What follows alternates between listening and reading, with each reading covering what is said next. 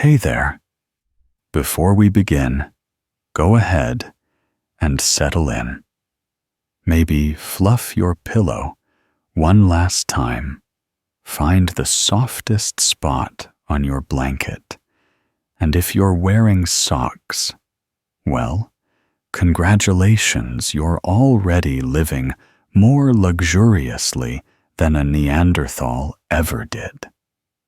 Tonight, we're taking a quiet, cautious step into a world where survival is less about grandeur and more about avoiding blunt force trauma and hungry hyenas.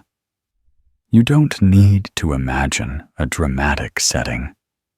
No saber-tooth standoffs, no meteors, just foggy mornings, a rocky ledge, and the sound of wind whistling through a damp, mossy cave.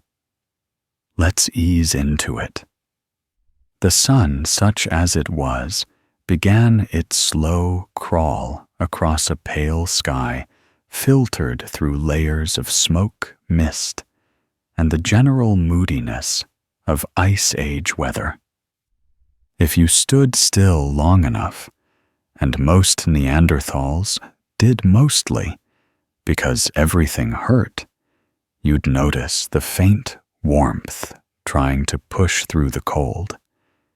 It didn't help much. The warmth wasn't the kind you feel on your skin. It was the kind that might slightly unfreeze a puddle by lunchtime, maybe. Kurg was awake, which wasn't saying much. Awake in a Neanderthal context meant his eyes were open. His knees had stopped throbbing just enough to allow upright motion, and the cold had crept only halfway into his joints. The cave they called home didn't have a name, or if it did, it was probably something like Urk, which loosely translated to the one with fewer snakes than the last place. There were 6 of them this season. Kurg, his sister Gala, 2 cousins who were either twins or just similarly shaped, an old man called Drak, who claimed to remember mammoths that glowed, which they assumed was a joke or possibly a stroke, and Tiki, a quiet figure who had once outrun a cave bear, possibly by accident.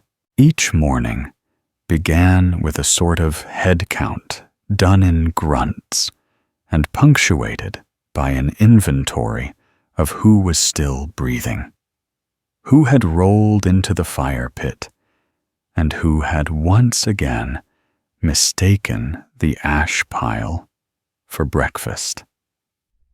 These were minor domestic squabbles by Neanderthal standards. Major squabbles involved bones and occasionally pointy sticks. The morning meal was not a meal in the conventional sense. It was more of a reflection, a group examination of whatever edible or at least chewable objects had survived the night. Today's menu included a semi-frozen root, a handful of pine needles, and something that might have once been a bird.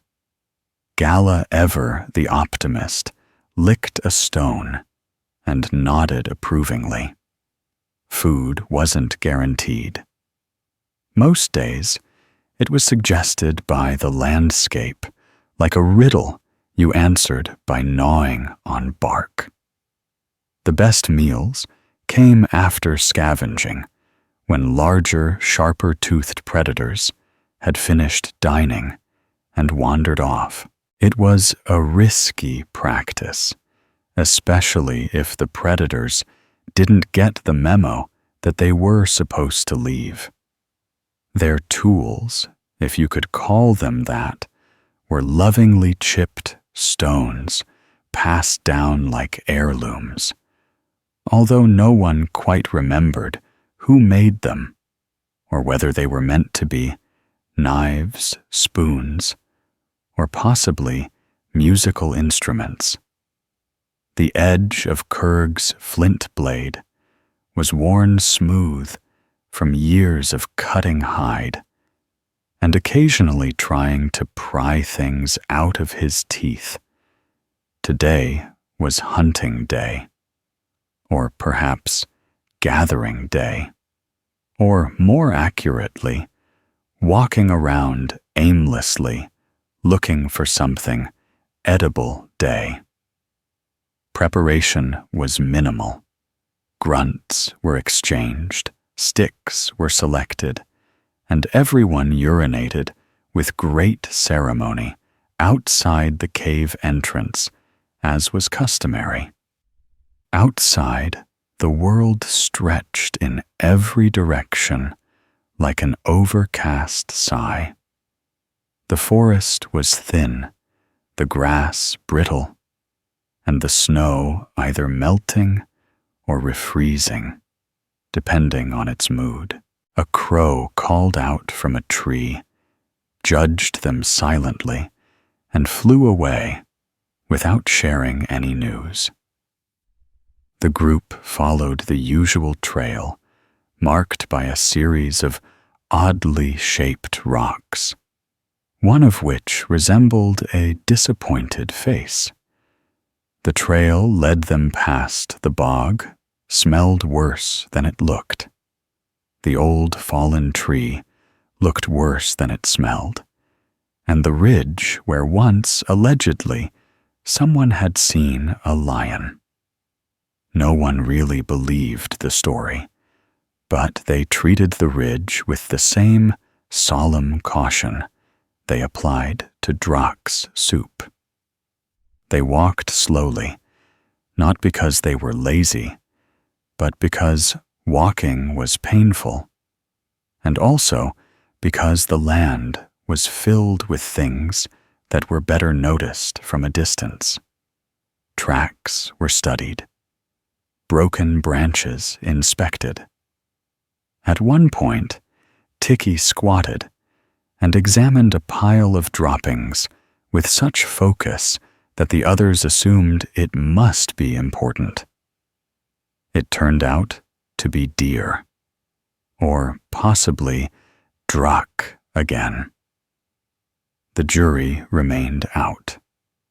Eventually, they came upon signs of life. Not bustling life, just the suggestion that something somewhere had trotted through. Gala crouched and whispered something that sounded like boar or more, which could mean anything. They followed. Hours passed, not in a cinematic montage sort of way, but in a slow, trudging, toe-numb, hip-clicking shuffle that defined most of Neanderthal existence. By late afternoon, they found nothing. Or more precisely, they found a place where something used to be. A patch of trampled earth, a snapped twig, a feather. Hope like fire flickered briefly, and then was forgotten. They returned to the cave, slightly emptier, slightly colder, slightly more committed to chewing pine bark. No one spoke.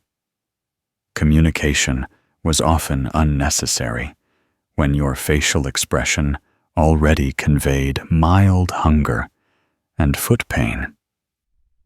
Back at the cave, the fire was coaxed back to life using the oldest trick in the book. Dry moss, frantic blowing, and an unlucky twig named Fire Stick. The warmth returned, but only in the sense that everyone could now sit very close and pretend it wasn't still freezing. Night came in layers, a dimming sky, a shift in the wind, the return of the cave's bats, and the long, slow settling of bodies around the fire. They didn't talk about their day, because it was like every other day. Instead, they sat. They listened to Drak's occasional muttering, the crackle of the fire, the slow sound of someone chewing something questionable. Eventually, one by one they laid down. No blankets, just furs. No pillows, just each other. No lullabies, just the sigh of wind outside and the comforting scrape of Tiki sharpening her stick for tomorrow.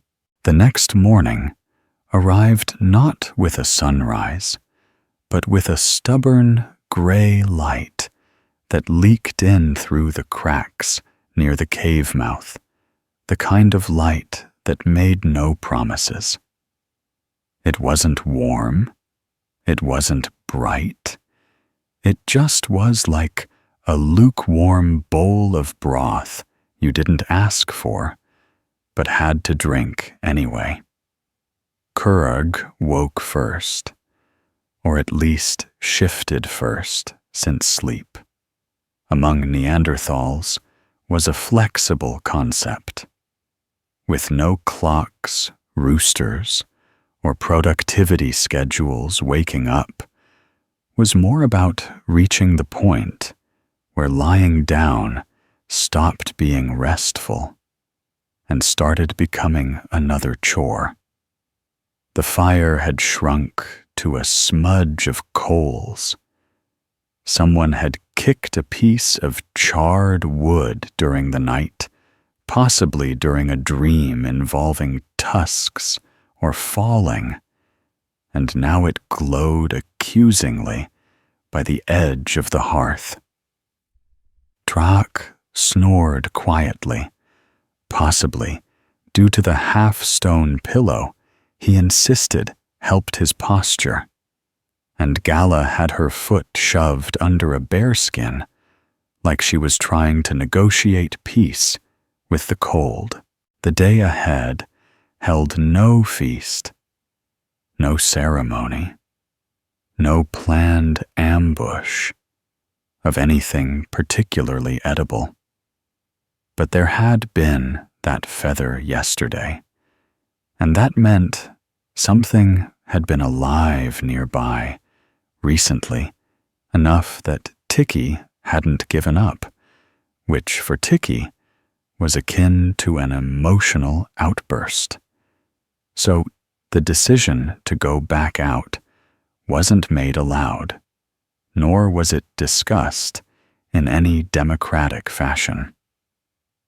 Kurg stood up. Gala rubbed her eyes.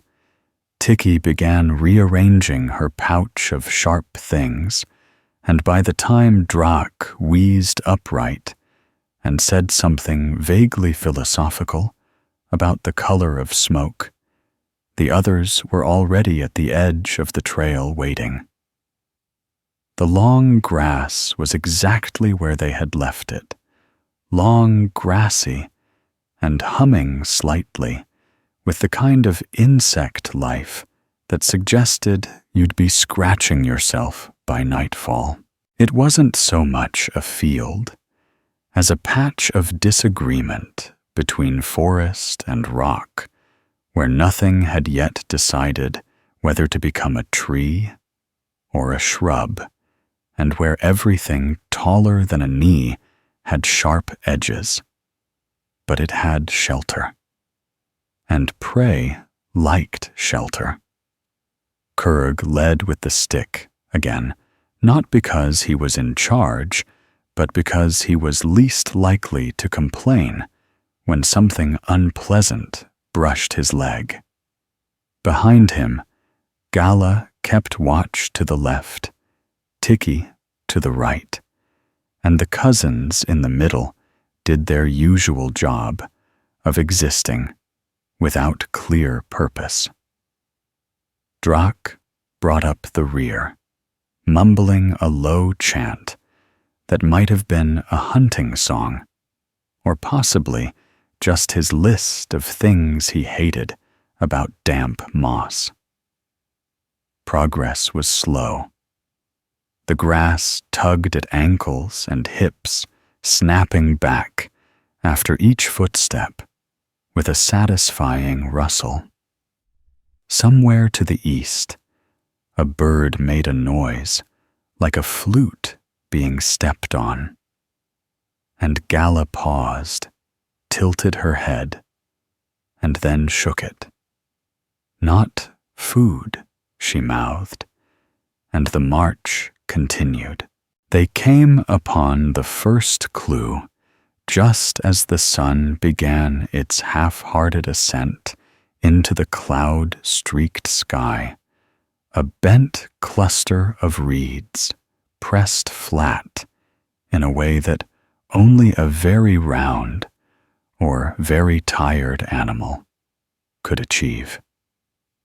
It didn't smell fresh, but it smelled. Tikki crouched, sniffed, rubbed some dirt between her fingers, and pointed. That way. No one argued. Neanderthals didn't do a lot of arguing unless there were bones involved, and even then, it was usually more of a pushing competition. They followed her gesture, weaving deeper into the rustling maze of green and gold. An hour passed, maybe more. Time had little meaning beyond hunger and daylight. Kurg found a beetle the size of a small pebble and tried eating it. He made a face, spat out half of it, and shrugged. Protein was protein. The cousins found a discarded antler and began arguing over whether it was useful. Gala found a clump of mushrooms and spent 5 solid minutes deciding whether she had seen Drak eat one before, or if that memory had come from a particularly vivid fever dream. Eventually, she kept them, just in case. By mid-morning, the grass thinned slightly near a rise in the land. The breeze picked up, and with it came a scent that made everyone stop walking at once, a musky, sour, sweet blend of fur rot and potential. Kurg sniffed. Gala sniffed. Tikki pulled out a stone flake and held it casually, like someone holding a particularly pointy opinion. The cousins stayed very still. Even Drak, who had been mid-rant about the decline in firewood quality over the past decade, shut his mouth. It was a recent kill. That much was obvious. Something had bled here, and recently. Not one of theirs, unless someone had wandered off and forgotten to mention it, which did occasionally happen. They crept forward, slow and deliberate, until the rise opened onto a small, sun-dappled hollow. Just a dip in the land, with a scatter of rocks, and the twisted remains of what had once been a goat or deer or something similarly hooved. The creature had been torn at in that particular way predators favored efficient but messy with bites that looked less like meals and more like frustration given teeth. Tiki examined a track. Gala poked at the remains. Kurg circled wide, scanning the surrounding grass for movement. The wind held. Nothing stirred. But they didn't linger. A fresh kill meant something else might be nearby, still hungry, or simply possessive. The cousins stepped on a rib, and it cracked like a dry branch. That was enough. The group turned not in panic, but in that quiet, grim Neanderthal way that said, "We've seen what we needed. Let's not make it worse." On the way back through the grass, the wind shifted again, and the distant sound of stones falling echoed from the ridgeline behind them. Everyone paused. No one spoke. Then, just as calmly, they began to walk again, faster now, but not running. Running was for emergencies, and besides, no one had the knees for it anymore. The cave, when they returned, was exactly as they had left it, cool, quiet, with a single crow perched on the rock above it, like a neighbor who never visited, but always watched. Inside, the fire had faded again, and the moss near the entrance had gathered a bit more dew. Kurag dropped the half-beetle remains onto a flat stone. Gala sat with the mushrooms. Tiki sharpened her flake just a little more. And Drak, without ceremony, sat down and resumed his interrupted rant about moss as though no time had passed at all. No one interrupted. The day wasn't done yet. The wind was still out there, and something had made that kill. The wind that followed them home never really left. It pressed itself into the walls of the cave like a stray spirit looking for somewhere to sit, weaving cold fingers into the furs and licking the coals of the fire with a persistence that suggested it had opinions. Kurg didn't mind the wind. Not really. It made things harder. Yes, stiff fingers, brittle tools, and that annoying way it whistled through the cracks and made everyone think they were being watched. But it also meant the smell of blood of the kill site in the hollow was less likely to follow them back and invite something hungrier than they were. He sat near the cave's mouth, eyes fixed on the rise in the distance, as if by squinting hard enough he could push the memory of that chewed ribcage away. Tiki hadn't spoken since they returned. She'd taken her usual seat near the fire pit, cross-legged and motionless, except for her hands, which were busy wrapping sinew around the haft of a flint knife that had seen too many uses. The cousins had begun quietly sorting through the kindling pile, pretending not to argue about who had more blisters or whose foot still hurt from yesterday's thistle patch. Gala was boiling something suspicious in a shallow stone bowl over a small flicker of flame mushroom broth, or possibly what remained of her dignity after licking a moldy root to test for bitterness. Drak was humming. Not a song, exactly.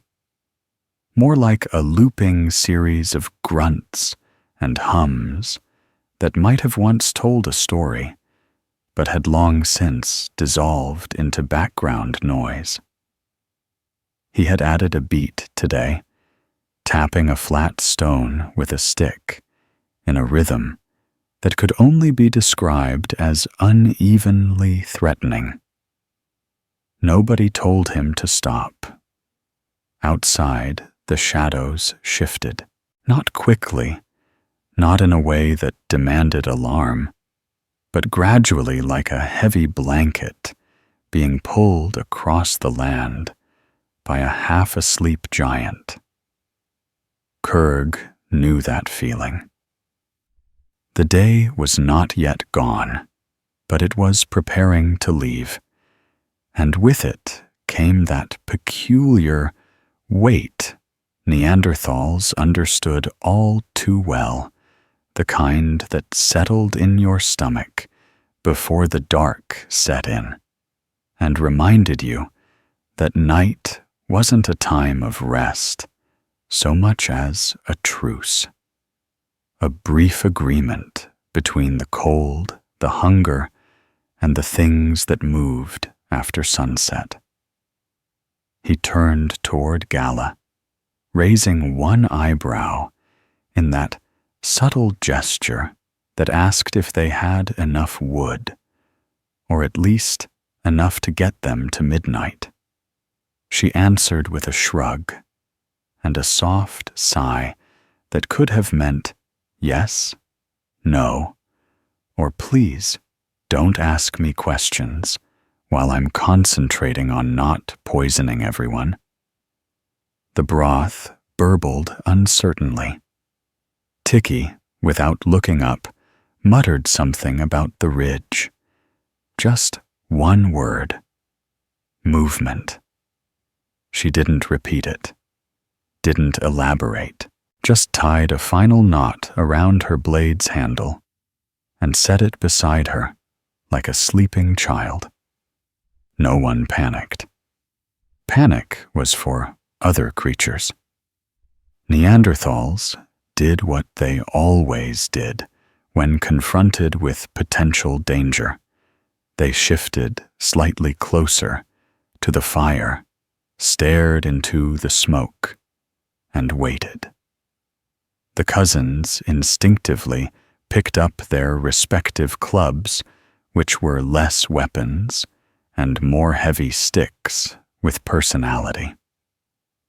Gala moved the broth off the flame, not out of urgency, but because wasting food was a punishable offense in any time period. Drak stopped tapping his rhythm, but continued humming, switching to a low rumble that might have been a warding chant, or just his attempt to harmonize with his own stomach. The ridge remained still. The wind, perhaps deciding it had said enough for one evening, tapered into a soft hiss, like a tired old man muttering to himself. Still, no one moved much. Shadows lengthened. A bird called out, and then immediately regretted it.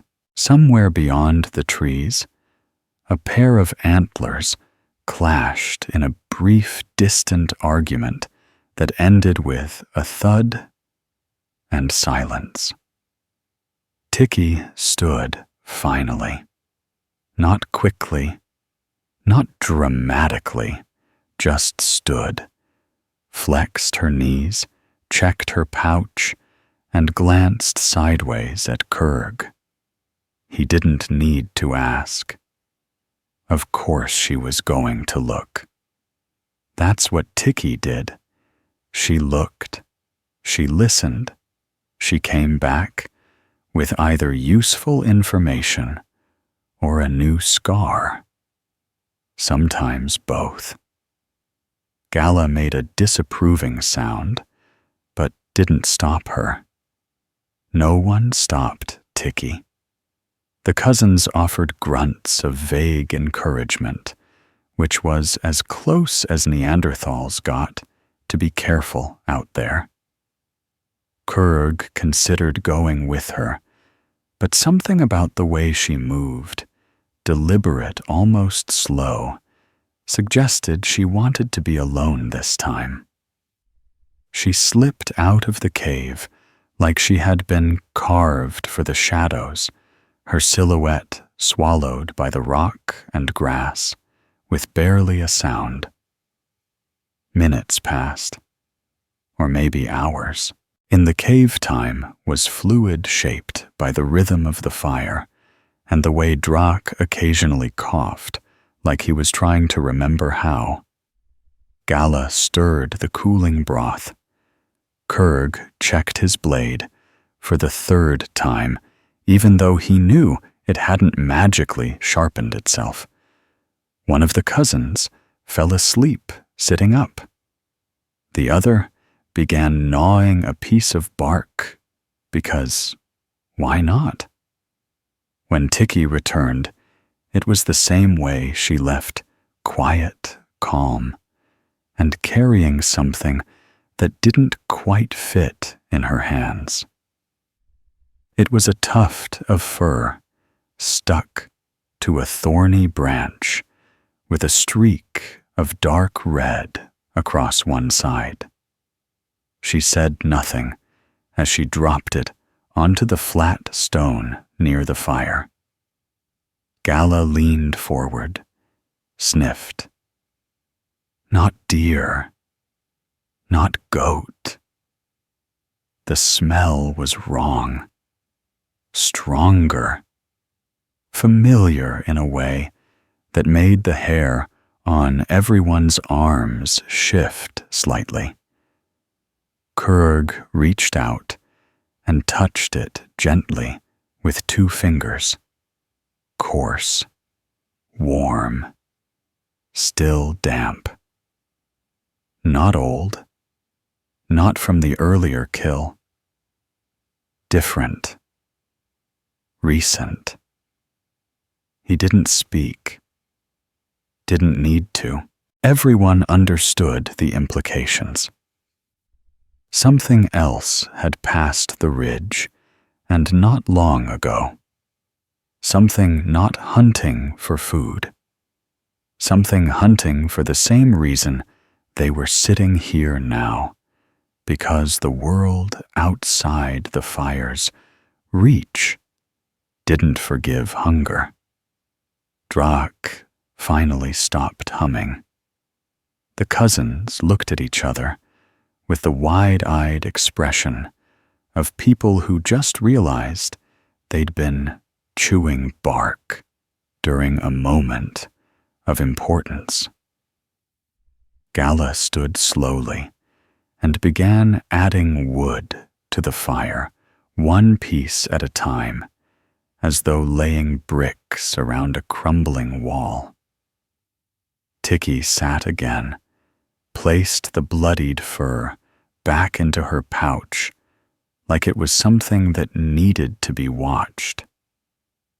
Kurg didn't move. He stared at the flames, trying to decide if the shadows they threw onto the wall were shaped like animals or just old memories clinging to the stone. The ridge was still out there. So was whatever had left that fur. And the wind, though quiet now, would come back soon to remind them that the night was far from over. The fire had grown taller, not livelier.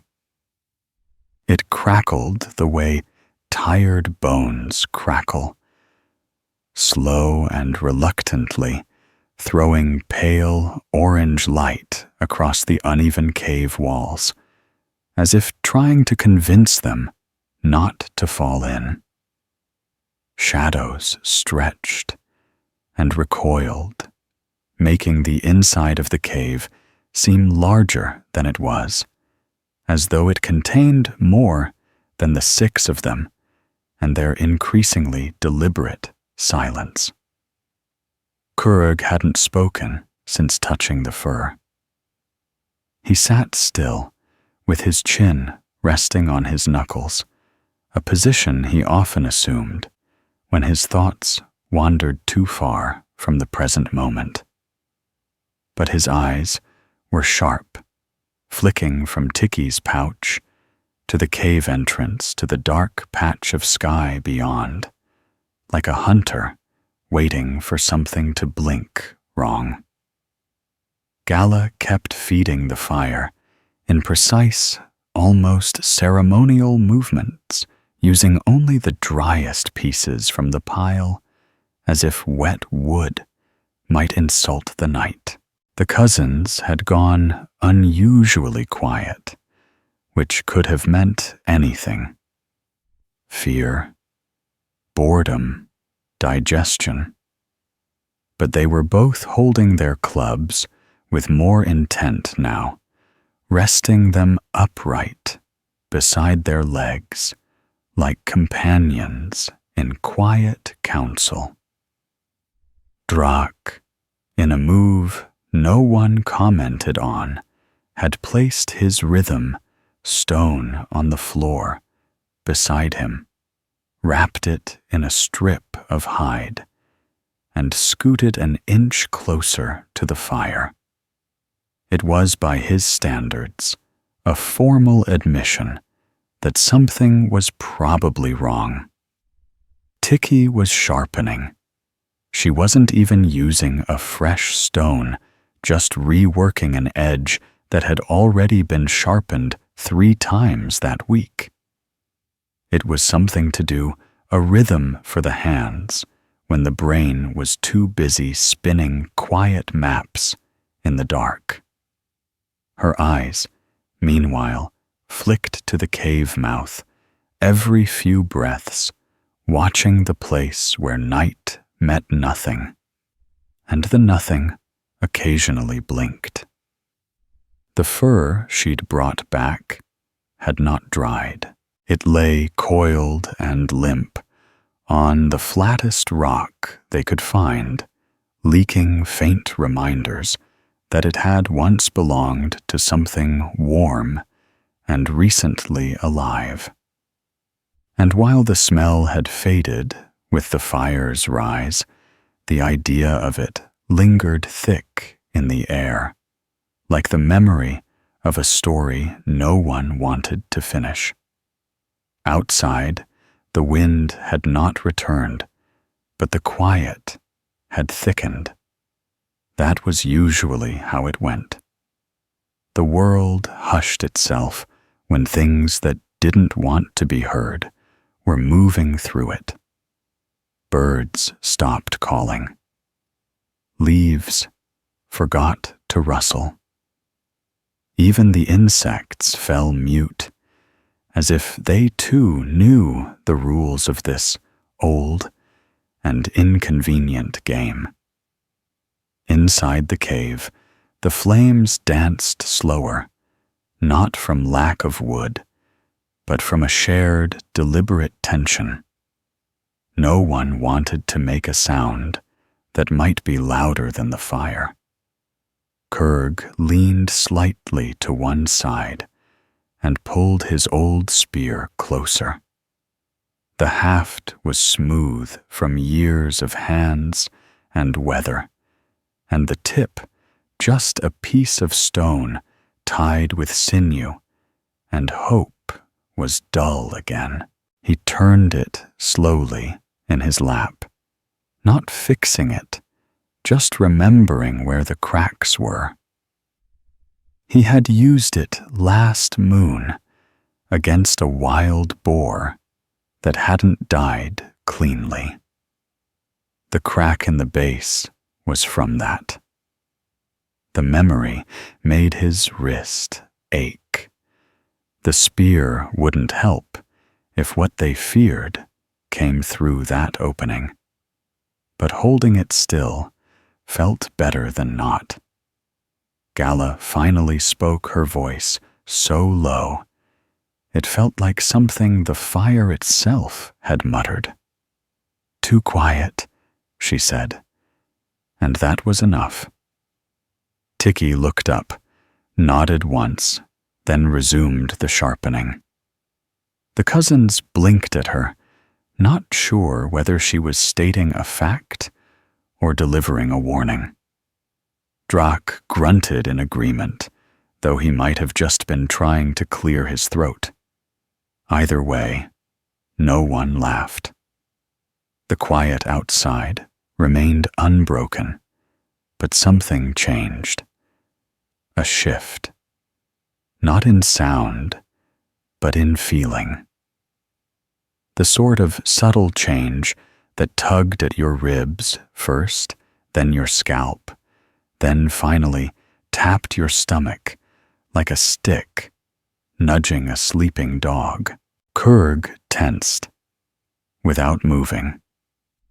Gala's hand hovered over the bowl of broth, as though unsure whether to stir it or tip it over. Tikki stopped sharpening. Not because she was finished, but because she was listening in that animal way, head tilted, nostrils barely flared, body loose and ready. One of the cousins reached for the rock pile they had optimistically labeled projectiles and touched a smooth stone without lifting it. The cave's mouth darkened slightly, not with motion, not with noise, just with a sense. The kind of dark that didn't come from the sky or the fire's slow fading, but from something choosing to stand just far enough away to be unseen. Kurg stood. Not quickly, not with bravado, just stood and let his spine do the creaking it liked to do when it wanted attention. He took 2 steps toward the cave mouth, not close enough to cross into the wind's old territory, but enough to feel the edge of the chill brushing the tops of his toes. He did not speak. There was no word for what he felt. But the cousins straightened. Gala put down her stirring stick. Drak made a low sound, less grunt, more breath wrapped in warning. Tikki stood too, her hand not on her knife, but just above it, fingers splayed like they were preparing to remember how to hold it fast. The darkness stayed where it was. Still. Patient. Watching. Or imagining being watched, which was just as bad. Kurg inhaled once through his nose. He could smell the cave, the fire, the fur, the soup, the people. Beyond that, he could smell the earth and the stone and the distant damp of moss. But somewhere in all of that, there was also something faint, something dry, something that had once smelled like hair and old blood and teeth. It wasn't close. Not yet. But it wasn't gone either. A long time passed without moving. It might have been seconds, might have been a full moonrise. Eventually, the fire snapped, loud, sharp, like a tree limb breaking under snow. Everyone flinched, just slightly, just enough to prove they weren't yet ghosts. The flame, emboldened by its own noise, surged again. The shadows retreated for half a heartbeat, and in that brief blink of light, something at the cave's edge moved. Not forward, not away, just shifted, like a shape adjusting its feet. Kurg didn't breathe. Tiki's hand touched her knife. Gala's knees bent slightly, like she was about to sit, or leap, or maybe both. The shape didn't come closer. It simply stayed, as if it too was waiting, as if it was thinking the same thing they were. That sometimes hunger didn't need to roar to be dangerous. Sometimes it could simply wait. The night, long as it already was, had not even truly begun. No one spoke. Not Kurg, not Tiki, not even Drak, who had long ago claimed that silence made his joints ache more than cold. The shape at the cave's edge had shifted only once, but that was enough to fracture the illusion of safety they'd been pretending to enjoy. The fire no longer felt like a friend. It felt like a target. Its light, once comforting, now painted everyone's faces in soft orange and told the world exactly where their eyes, hearts, and throats were. The wind had not returned, but the stillness had teeth. It pressed against the cave entrance like an invisible skin, stretched tight and humming, not with sound, but with potential. The kind of potential that makes even old bones remember how to crouch low and move without thinking. Kurg stayed standing. His legs were tired, but the fear in his blood made them behave. His spear hung loose at his side, angled toward the floor, but his grip around it had turned pale. He didn't blink, not because he was brave, but because blinking meant darkness for a heartbeat, and tonight felt like the kind of night where even a single missed moment might matter. Behind him, Tiki didn't move either, though she had shifted her weight to her toes. Her stance was open, quiet, unreadable, like a rock that hadn't decided whether it wanted to fall yet. The cousins had leaned into each other without noticing. One had begun chewing on his lower lip. The other was watching the shape like it might dissolve if stared at hard enough. Gala still bent slightly at the knees, had both hands on a length of wood she hadn't yet decided to call a weapon. Her eyes didn't flicker. Drak had gone entirely still, his body hunched forward over his knees, his chin resting just above his chest. It wasn't sleep. He was listening. He always listened when things stopped making sense. Kurg could feel his own heartbeat in his fingertips. It thudded in time with the distant echo of some unspoken threat just outside reach, but not out of range. The shape had not moved again, nor had it disappeared. Instead, it hovered at the edge of perception, like a memory you were certain you'd forgotten, but couldn't quite push away.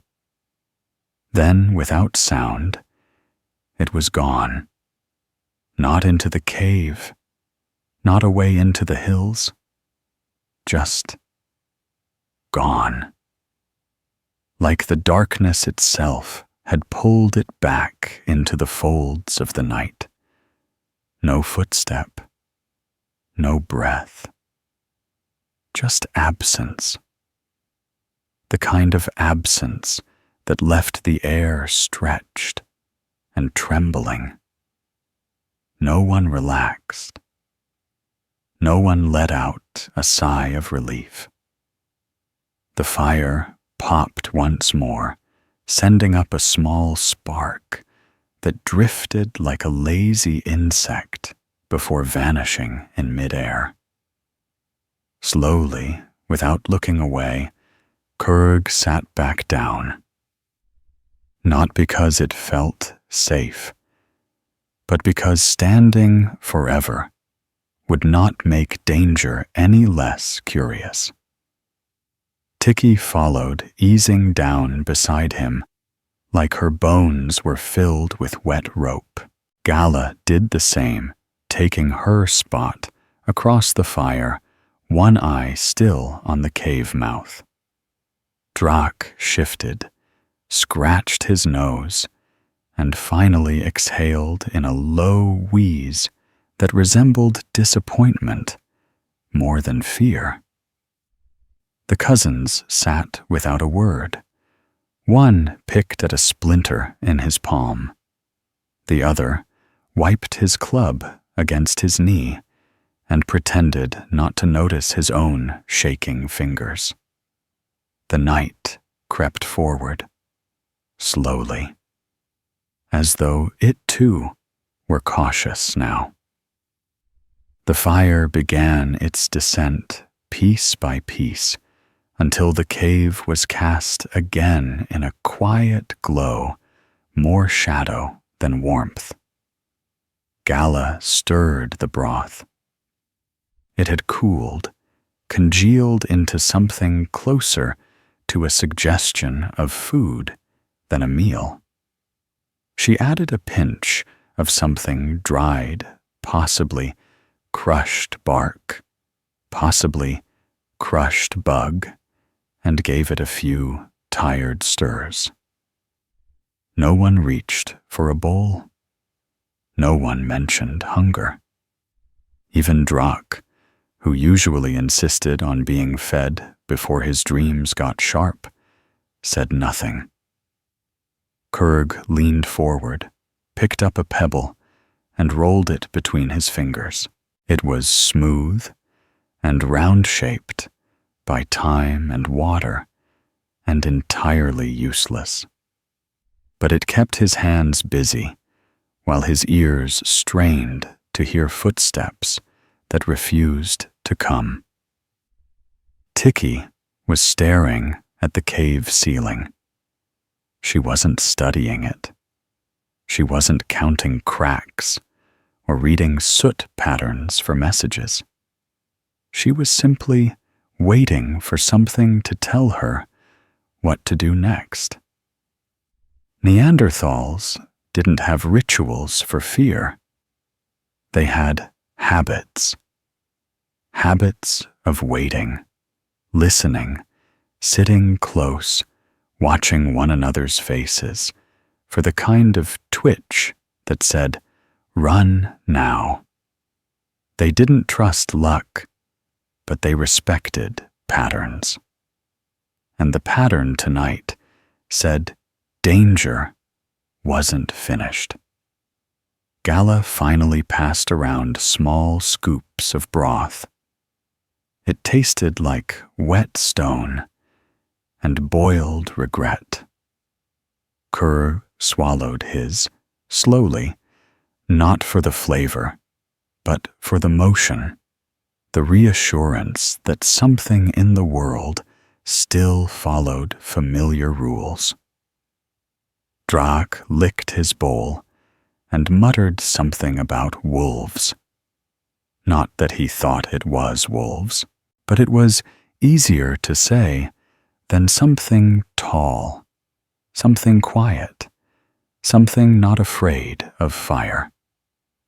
The cousins ate without comment. They usually did. Words wasted warmth, and warmth was precious. Especially now. Tikki didn't eat. She kept her hands on her knees and her eyes on the entrance. The fur she'd brought earlier still lay coiled on the flat stone. Now it was dry, but the stain had deepened, turned brown, and cracked, curling at the edges, like old bark. Outside, the sky offered no moon, just clouds, just thick, rolling softness that swallowed stars and gave nothing back. The forest beyond the ridge whispered like it remembered something unpleasant. A branch snapped in the distance. It was small, sharp, lonely. A single crack among the hush.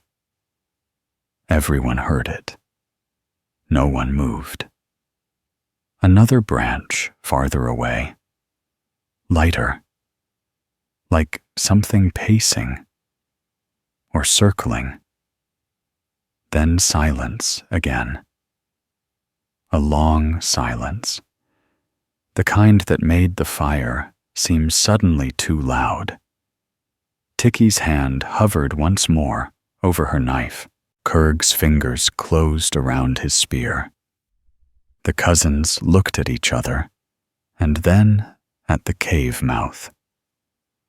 Gala didn't blink. The broth was forgotten. Draak slowly reached for his rhythm stone and did not unwrap it. Not yet. He just held it in his palm like a prayer. No one stood. No one ran. They just waited again. The fire dimmed another inch. The darkness outside deepened by a mile, and the thing that had been watching, if it had ever left, was waiting too. The fire kept shrinking. Not fast, not all at once, but like an old man pulling a blanket slowly off his own legs, careful not to disturb a dream or a memory. It hissed softly, the occasional ember, twitching, loose and rolling an inch before dying without ceremony. The glow it cast barely reached the cave walls now, and certainly not the entrance, which had become more of a suggestion than a doorway. The shape was gone, perhaps, but the presence lingered. Everyone felt it, not in their noses or eyes, but in their joints, in the little spots behind the ears that prickled when something too quiet passed by. Kurg's back ached. Not from age. He was barely 30, though in this world that already counted as the beginning of a slow descent. But from tension, the kind that coiled in your spine and made every muscle pretend it was still needed. His hands were resting now, one on his spear, the other half curled around a warm stone that had once served as a cooking weight. He wasn't using it for anything now, just holding it like a talisman, smooth and heavy and real. Tiki hadn't moved for a long time.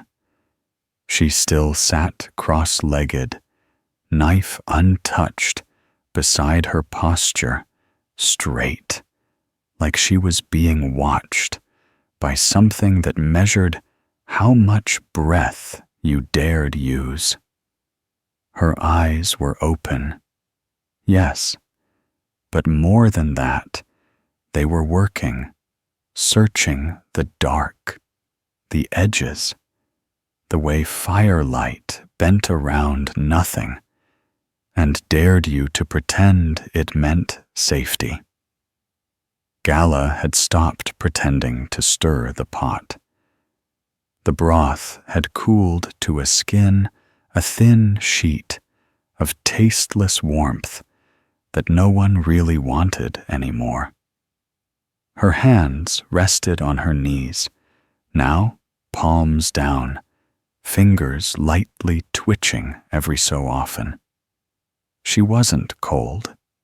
She was just reminding herself she still had fingers. The cousins had inched closer to each other again. Not cowardice, just instinct. Proximity made things feel less likely to leap. They still gripped their clubs, and their knuckles had turned the same pale color as the moonless sky outside. One of them had sweat on his lip. The other's foot tapped the ground in a rhythm that had no song. Drak was the only one who seemed at peace, but only because he had long accepted that nothing he muttered would keep death from tapping him on the shoulder. He held the rhythm stone in both hands, now wrapped it in a bit of fur, and kept it close to his chest, like an old child, clutching a familiar lie.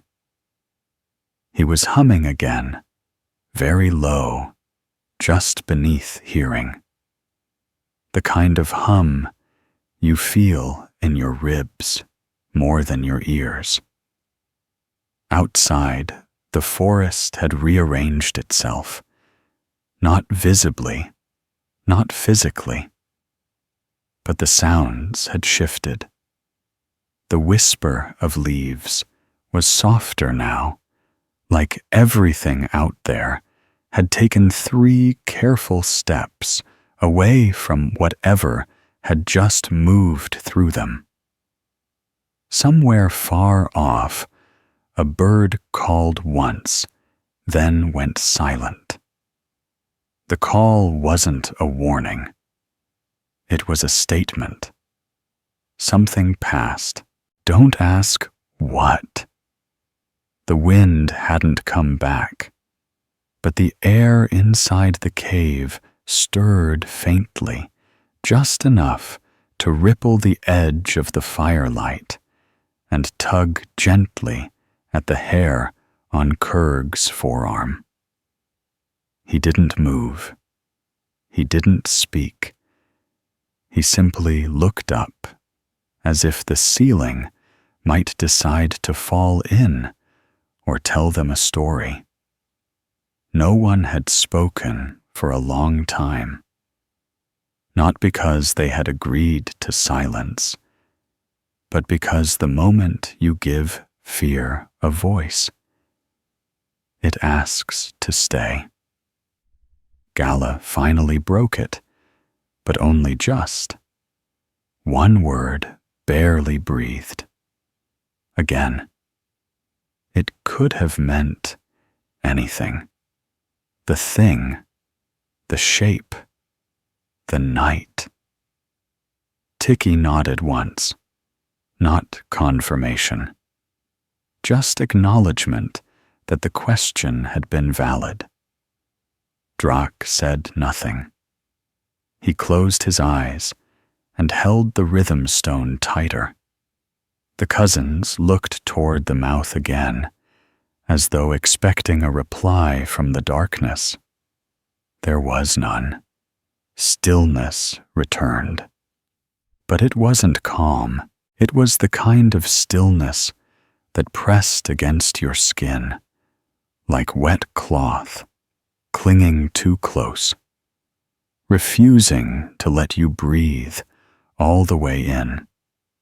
Kurg glanced at the wall, where their old tools were piled, knives, dull blades, a few flint flakes, too small to be useful, but too sharp to throw away. He didn't get up to reach them. If things got close enough to need a second weapon, they wouldn't have time to choose. Tiki leaned slightly to one side, not enough to count as motion, but enough to make the shadows bend around her differently. Her pupils were wide. She was watching something beyond the entrance, or maybe just the space where something had been.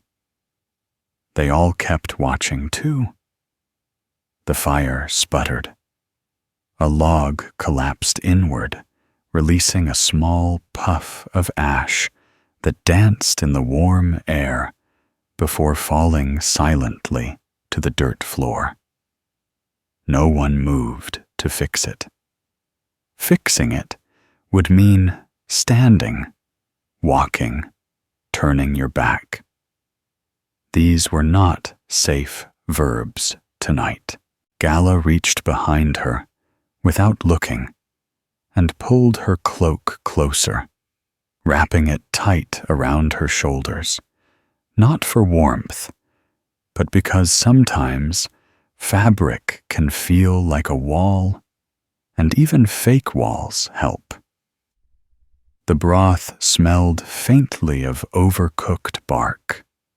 Drak's humming had turned into a kind of slow throat song, uneven and full of breath, like the memory of a river trying to sing itself back into existence. No one interrupted him. He did this sometimes when storms came, when sickness lingered, when things went missing. Tiki blinked once, then again slower. She tilted her head just enough to look toward Kurg. She didn't speak, didn't gesture, but he understood. He always did. The thing, whatever it was, hadn't come closer. Not yet. But it hadn't left either. It had paused, and that meant it had thoughts. Thinking things were worse than hunting things. At least with hunting things, you could expect teeth and speed. Thinking things waited, watched, calculated how many bones they could break before breakfast. The silence thickened again. Outside, a breeze finally stirred, just enough to rustle the dry grass near the ridge. It was the first honest sound in what felt like hours. It came from the left, then another, softer, from the right. Not the wind. Steps. Small. Measured. The kind of steps that don't press all the way into the ground. Tiki's hand reached for her knife. Not fast, just with precision. Gala picked up her stirring stick again and held it low parallel to the ground. Kurg stood again, knees tight, breath held eyes on the mouth of the cave where the shadows had grown just a little thicker. Drak's eyes opened, and he stopped humming. The cousins gripped their clubs. One swallowed hard. The other shifted his weight to his left foot. The fire popped again, louder this time, like it knew something had finally crossed some invisible line. And from the cave mouth, just past the edge of the light, came a sound not unlike breathing, but deeper, rougher, like lungs used to sleeping under soil. The breath, if that's what it was, didn't repeat. It came once, deep and strained, like something waking up for the first time in years, and immediately regretting it. Then silence again. But it wasn't empty. It was loaded, like the air had decided to hold its breath in sympathy. No one in the cave moved. Not because they didn't want to, but because movement had become impossible. Not frozen in fear, not paralyzed by imagination, but bound in the heavy stillness that settles over prey. When they know, the predator already knows they're there. Kurarg's hands didn't shake. They just gripped the spear with a firmness that turned his fingers pale again, his knuckles standing out like carved ridges on ancient bark.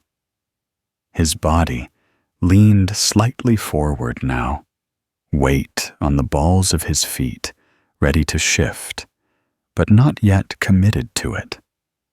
He knew that sound, or thought he did, but it didn't belong to any animal he could name. Tiki hadn't blinked. She was angled slightly toward the right now, her knife low, her knees ready to rise, her breath slow and steady, like she was counting the seconds between possibilities. Gala had her cloak half draped over her arm, but her other hand held the stirring stick at an angle that looked casual until you realized she'd sharpened one end. The cousins, still close, now leaned away from each other, just enough to avoid bumping into swinging limbs should they need to stand fast. One of them had tears welling in his eyes, not from sadness, but from the burning sting of holding breath too long. The other was mouthing something, a prayer, maybe, or just his own name, reminding the night that he existed and didn't want to stop. Drak had gone completely silent, which was unnerving in a way few things were. He had placed the rhythm stone on the floor, now unwrapped it, and set it before the fire like an offering or a bargaining chip.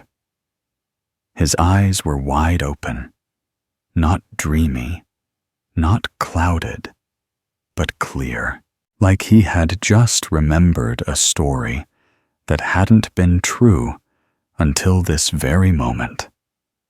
The cave didn't feel like a cave anymore.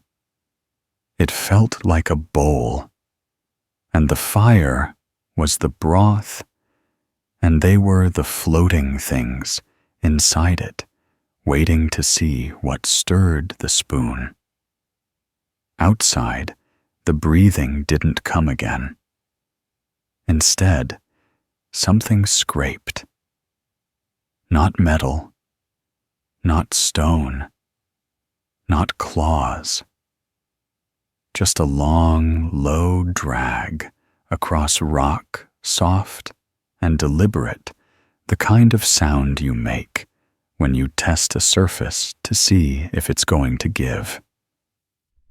Kurg's grip shifted slightly. He adjusted the spear's balance, not raising it yet, but changing the weight just enough that it wouldn't falter if he had to move quick. Ticky's knife lifted a hair off the ground. She didn't look toward Kurg. She didn't need to. Gala's brow furrowed deeply, and she whispered something, not to anyone, but to the fire itself.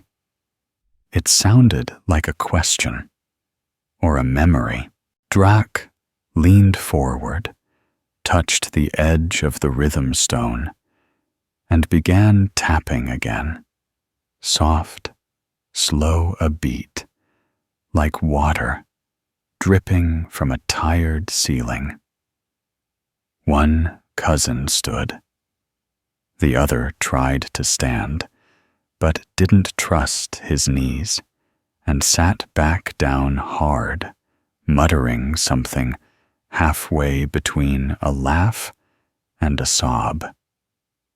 The scrape came again. Closer. But only by inches. Still no breath. Just that patient, dreadful sound. The fire popped again.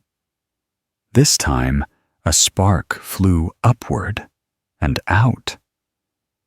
For one sharp instant, it lit the ceiling in full, revealing soot cracks, and the high corner near the entrance where something was not rock, not quite shadow. A curve, a bulge, a form just out of shape. It vanished as the spark died. No one moved. The cousins hadn't seen it, but Kurg had, and Ticky, and Drak, who stopped tapping mid-beat and simply lowered his hands to his lap. Kurg didn't speak, but he stood now fully. The spear angled forward, not as a threat, but as a question. He took one step closer to the fire. Ticky followed, rising smoothly, like a breath drawn through a reed. Gala stood as well, cloak falling away, hands open, stick in one stone in the other. The cousins finally stood together, pale-faced and silent. They didn't look like warriors. They looked like people who had run out of ways to pretend everything was fine. Drak stayed seated, but his eyes tracked the ceiling like it was telling him things in a language older than sound. Kurg raised one hand, palm open, slow and steady, a signal used often on hunts. Not danger, not yet, but we are seen. The thing above them didn't respond, but the shape had moved. Now it was gone from the corner, and the next spark that popped showed only smoke and soot. Ticky tilted her head sharply to the left. She heard something. Another scrape, this time from the floor, the stone near the mouth. Closer. Much closer. But nothing was there. Just rock. Just shadow. Just the tight air that pressed against the roof of your mouth when you try to breathe too quietly. Gala stepped backward, not out of fear, but to widen the circle. She wanted space between her and whatever had learned to breathe like dirt. Drac looked toward her, his mouth twitching like he was about to speak, but no sound came. The fire crackled. The shape stepped forward, not visible, not directly, but the kind of step that changes a room. Kurg pointed the spear toward the entrance, not to challenge, but to mark his presence. "We are here," it said. "We are ready," it said. The darkness offered no answer, only the sound of slow, uneven breath. And just beyond it, barely there, something that might have been laughter, but with no joy in it at all. It wasn't laughter, the way humans understand it. Not a joyful noise, not shared humor, not even the strange bark of surprise that sometimes escaped Drac when he sat down too fast, but something older, thinner, scraped through something dry. It began like a cough from far back in a cracked throat, and then stretched into a sound that rose too high and stayed there too long, fading, not like breath, but like steam pressed from ice.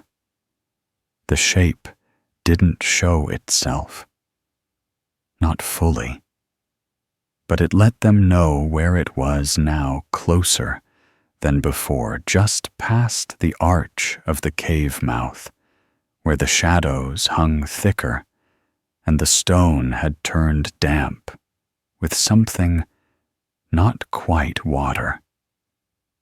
Kurg didn't move. His hand stayed raised, not shaking, not firm, just present. The spear didn't waver. It didn't rise either. It wasn't time for that yet. He listened with everything: ears, chest, stomach, even knees. Tiki had drawn her knife, now not all the way forward, just out of the loop she wore at her waist. Her breath stayed slow, her stance firm, her eyes locked on that stretch of shadow just beyond the firelight, where things tended to go when they didn't want to be described. Gala stepped farther back, circling around the fire, keeping her distance, not from the danger, but from the other bodies. If it lunged, she wanted room. She crouched slightly, not low, just enough to let her weight shift with less noise. One cousin stepped to her left, the other mirrored him, flanking the flame as if it might offer strategy. Drac had begun to rock now, gently forward, and back a rhythm so slow it looked like he wasn't moving at all, unless you watched the tips of his fingers where they tapped against the stone with quiet insistence. He was saying something under his breath, a story maybe, or the start of one, a charm, a name, or a warning. The sound came again, not laughter this time, a click, a wet click, then a dragging shuffle that ended with stillness sharper than any edge. The cousins both flinched, only slightly, but enough to say they hadn't expected that part. Kurug took one step forward, his footfall deliberate, pressing into the cold dirt of the cave with a quiet that wasn't stealth, but certainty. He needed the thing to know he was still the biggest one here, or at least the loudest mind. The fire, ever the spectator, had settled into a long orange line, its flames curling inward, now reluctant to stretch into places they couldn't describe. The light was thinner. Shadows leaned forward, like they wanted to listen too. Tiki made a sound with her tongue, sharp and quick, a command used to startle birds from the brush or let someone know they'd stepped too loud. It echoed once and then died. The thing at the cave's mouth didn't move, but the laugh had changed something. It had pulled away the question of whether it meant harm. Things that laughed like that didn't visit for a chat. Gala crouched lower, her stick, sharp at one end, now rested lightly against her forearm, ready to lift, thrust, or throw if needed. Her eyes were locked on the same spot as Tiki's, though neither said what they saw. The cousins each found rocks. Not their clubs, those were too slow, but stones. One in each hand. The kind of stones you keep until they break, or you do. Drak had stopped rocking. He now held the rhythm stone in both hands tight against his chest and stared straight at the entrance, his lips moving in silence. Not prayer now, but dialogue, like he was speaking with something that didn't use mouths. Outside, the wind finally came back.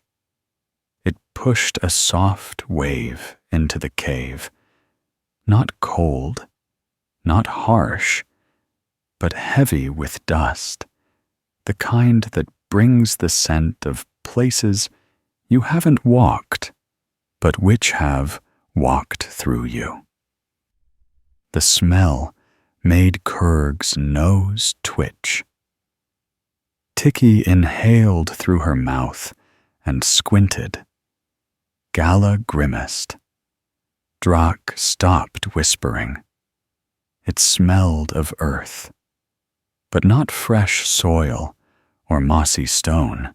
It was old earth, grave dirt, ash under snow, roots that haven't tasted water in a decade.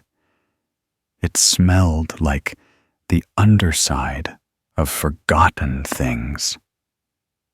Kurg lowered his hand, slowly. His message had been received. The thing knew they were alert. It knew they had names and tools and fire. But it didn't care. It was still here, still waiting. And it was still hungry. The silence between them all stretched now long and wide and full of breath. Even the fire crackled more quietly, almost embarrassed.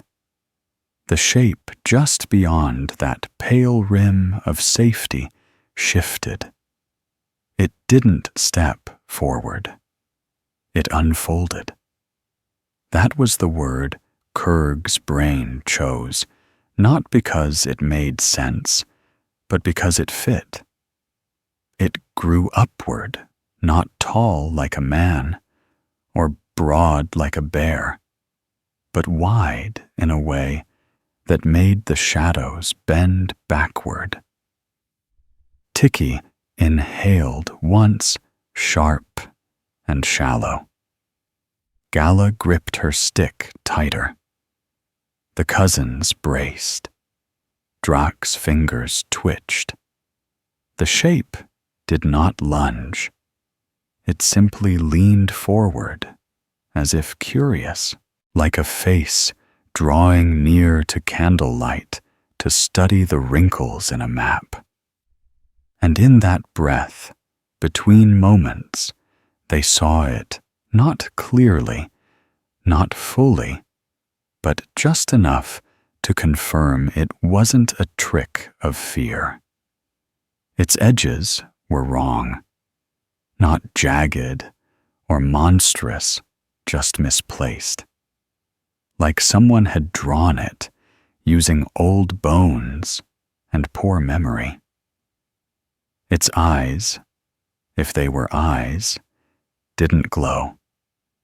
They were jewels heavy, unmoving, like polished river stones sunken in wet clay. It didn't blink. It didn't breathe again. But it watched. Kurg didn't back away. His spear rose. Slowly, its point lifting not in challenge, but in recognition. He knew now. Whatever this was, it wasn't lost. It wasn't curious. It had been here before. Maybe not this cave, but caves like it, fires like these, people like them. It had watched others wait, and perhaps it had waited too. The shape didn't flinch. It didn't respond. But something behind it moved a ripple, a second shadow, smaller, quick. Kurg's eyes narrowed. One was bad. More was worse.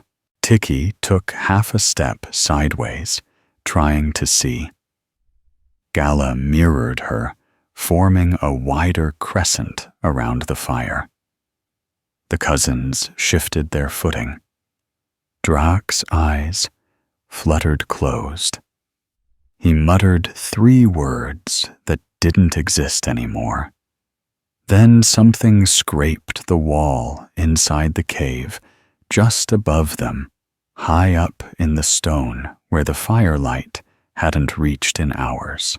The sound came low and gritty, not like claws or tools, but something heavier, dragging over something brittle, as if a rib cage had been hauled across stone without much care for silence. Heads turned upward in near unison.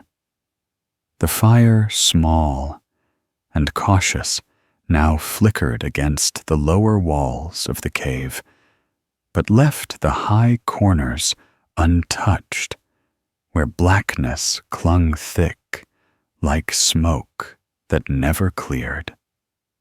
Kurg didn't look away from the shape near the entrance, but his grip tightened again, this time not with fear, but frustration. There had been a second one, that ripple beyond the first shape. But this scrape, this was closer. Inside. Already inside. Tiki turned slowly, blade angled backward, now ready to throw if needed. Her eyes didn't dart. They glided.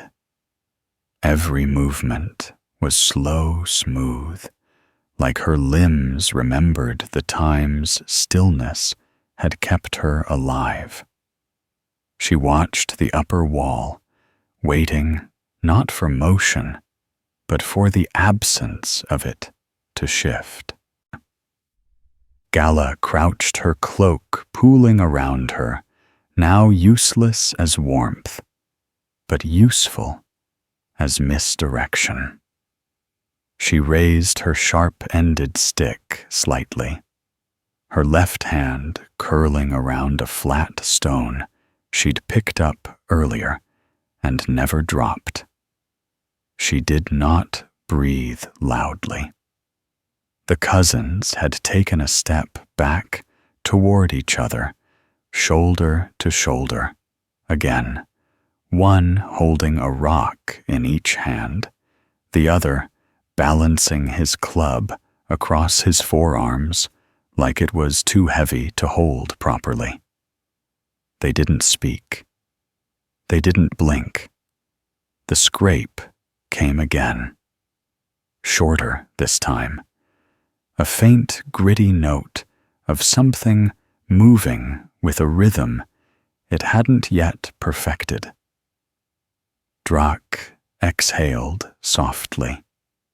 It was the first sound from him since his 3-word spell, or curse, or wish.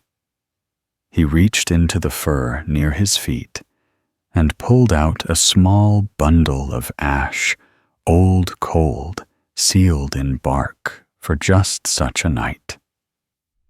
He didn't scatter it yet, but he held it in both hands like it might remember what to do on its own. Kurg shifted his stance, just enough to pivot, now half facing the cave. Mouth half facing the back wall, his feet grounded. His eyes darted between the two spaces like a hunter deciding which rabbit to lose first. The thing at the entrance had not moved again. It still stood there, or leaned, or hung, just at the edge of the fire's bravery, watching. But the other, whatever scraped, was not watching. It was testing. Tiki inhaled again, slow and measured. Then she tossed something small, a pebble, a shard of flint, upward, toward the corner where the scrape had echoed. It struck something solid, then bounced off with a sharp tick and clattered down, echoing more than it should have in a cave that size. Nothing moved. But the echo had disturbed the quiet. And in that disruption, they all heard it, a faint, low hum, like breath pulled through teeth too far apart. It wasn't language. Not quite. But it wasn't animal either. It was informed. Intentional. Gala's eyes met Kurg's across the fire. No words passed. They had passed beyond the time for language. This was all shapes and movement, and the negotiation of limbs.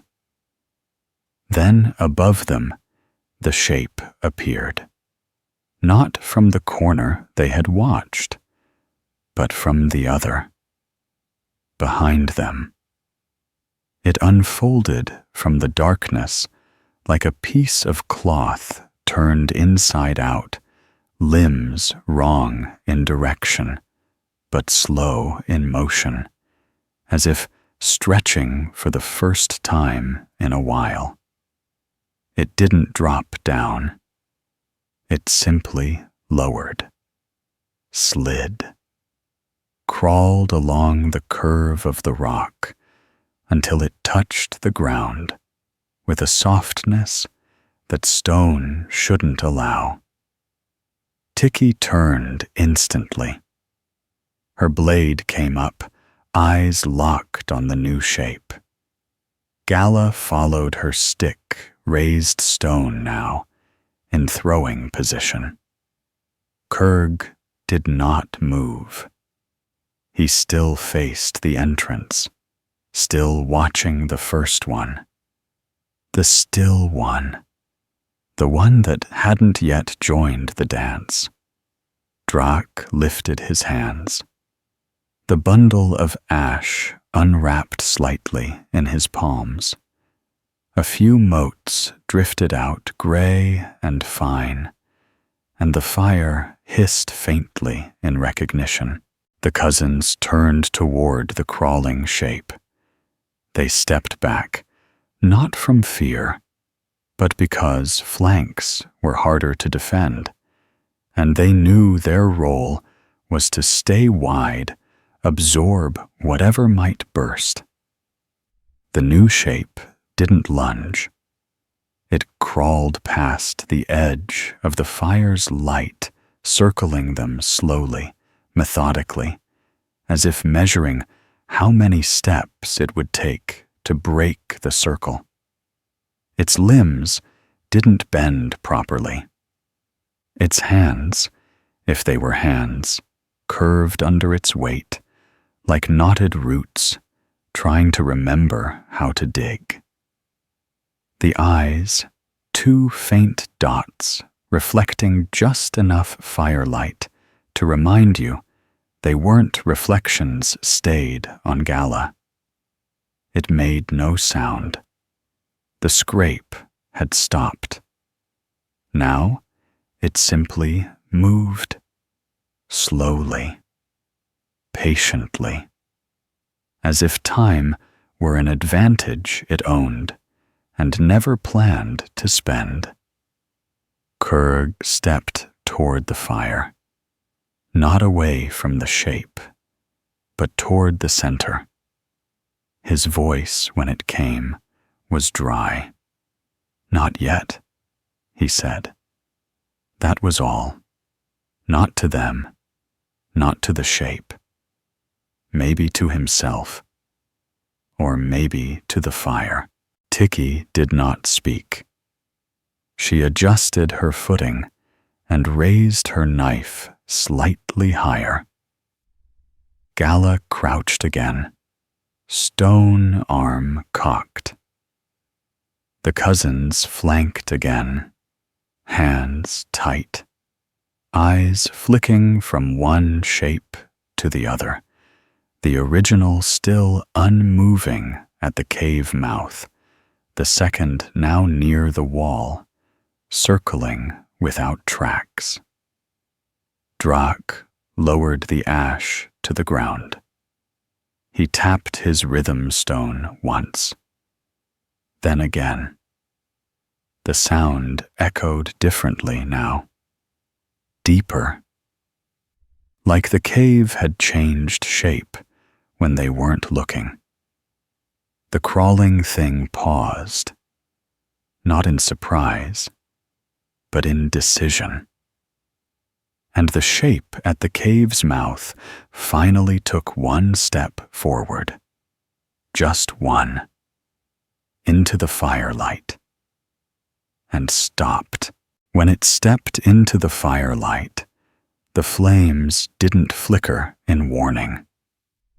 They simply bent quietly, as if to make room. It stood now in full view, or as full as the flickering glow allowed no longer just a shape or a presence, but a thing. Tall, yes, but not towering.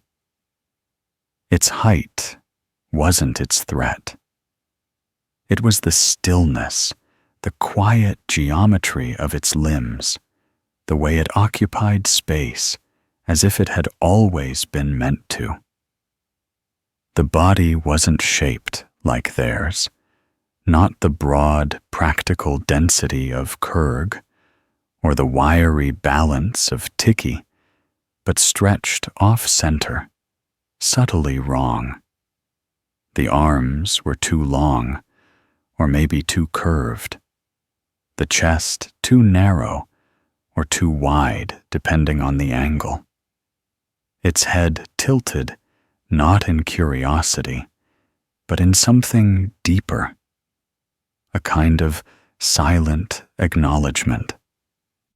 The surface of its skin, if that's what it was, had the look of bark softened by years of fog. Dark, rough, not armored, but ancient, and its eyes, too spaced widely, on either side of a flat face, held no light, no whites, only a dull shine like old bone, polished smooth by hands that forgot their names. Kurg did not move. His spear stayed raised steady, now tip aimed at the thing's center. Tiki shifted again, inching closer, not to attack, but to anchor him. She didn't take her eyes off the crawling shape, still circling the edge of the firelight, like a thought trying to form. Gala straightened, stone hand lowering just a little, her stick still firm. She watched the face, not its motion. There was none, but its tension. It was watching her, too, in that way predators sometimes do when they haven't decided if they're full. The cousins held still, breathing low, their knees bent now, weight ready to shift. Not for fleeing, there was no fleeing, but for balance. Drak hadn't blinked in a while, his rhythm stone, flat and quiet at his feet, now pulsed with a faint warmth. The ash beside it, undisturbed, a dull gray invitation no one had accepted.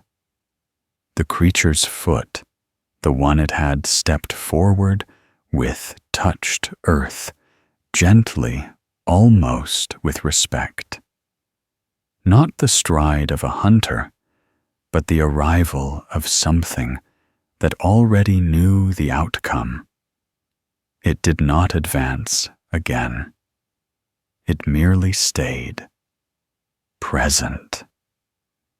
A figure now, not an idea, but its presence didn't lessen the fear. If anything, it sharpened it. The other one, the crawling thing, had stopped. It perched now near the wall, where the firelight curled thinly across its side. It looked less like a creature and more like a bundle of decisions. Bones and sinew arranged by instinct, not intention. It moved like something that used to be fast, but had forgotten how. Kurg slowly inhaled through his nose, a long and measured breath that filled his lungs with smoke, damp cave air. And something else, an undertone, like dried blood in cold iron. He exhaled quietly and did not lower his weapon. The shape in the light tilted its head again. Still no sound, still no motion. It had the air of something waiting for its name to be said aloud. Tiki licked her lower lip, a habit from childhood, when waiting for danger to pass, had taken the form of crouching beneath bushes while wolves paced nearby. Her knife stayed at her side ready willing, but not yet needed. She whispered not loudly, just enough for Kurg to hear. It wants something. Kurg didn't reply, but his jaw shifted. A muscle in his neck pulsed once. Gala, still watching, murmured, "Not food. Not quite." Drak stirred then, just slightly. One hand rose to the ash, touched it, then drew a slow line through it. The line glowed faintly, not with heat, with memory. The fire crackled again, and the light danced upward, brushing the ceiling, catching briefly on the upper shadows where once the crawling thing had hidden. That corner was empty now, not because it had fled, but because it didn't need to hide anymore. The second shape moved forward too, a creeping motion across the cave floor, still low, still deliberate.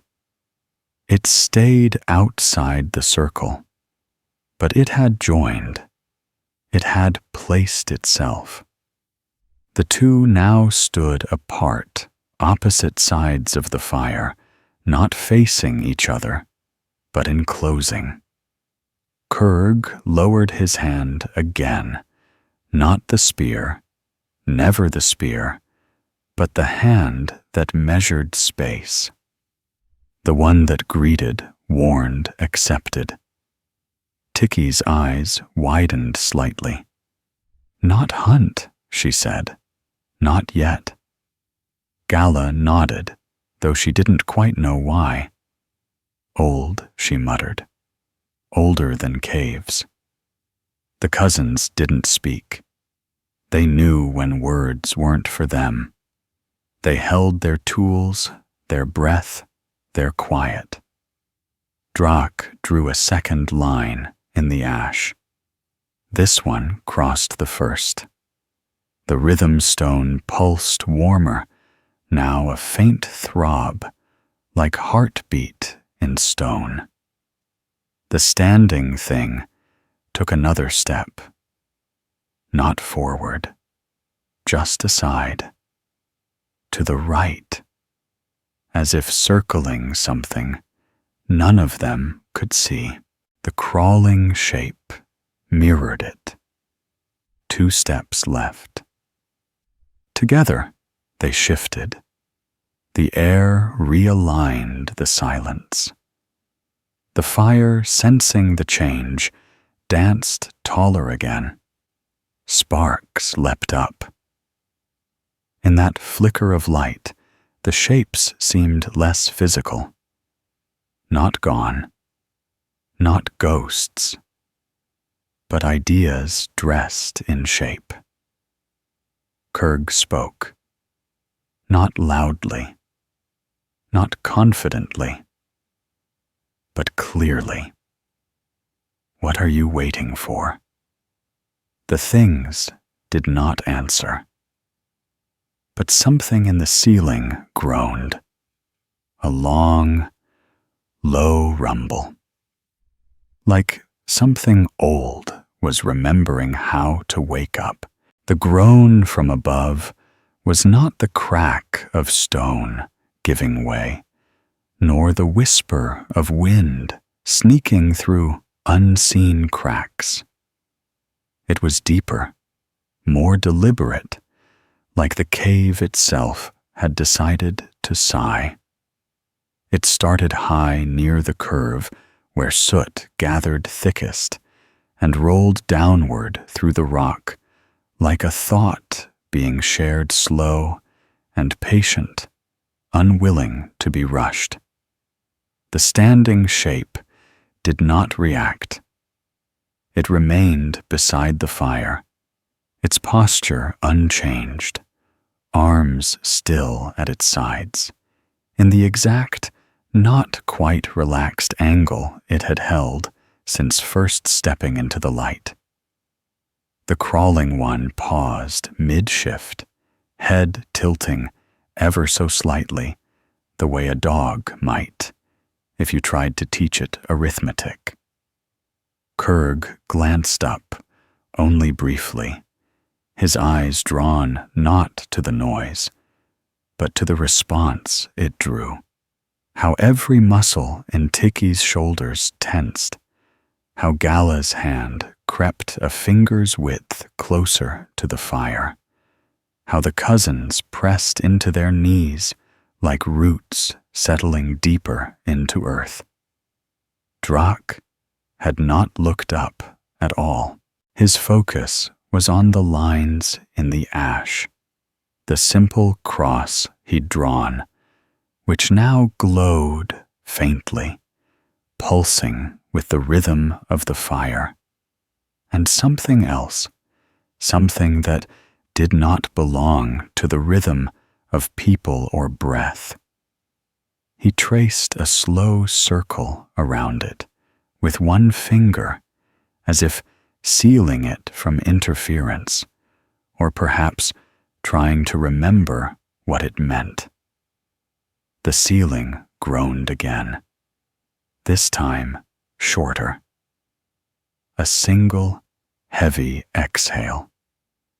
The air inside the cave thickened, not with smoke or cold, but with that kind of closeness that fog has just before it becomes water. The two shapes shifted again.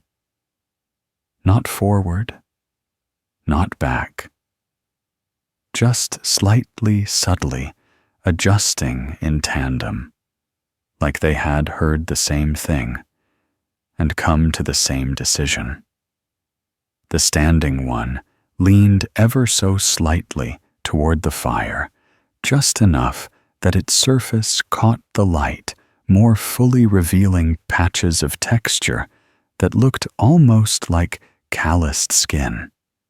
And beneath that, something moving. Not muscle, not veins, but a flow. Slow, like sap down a tree or oil through old cloth.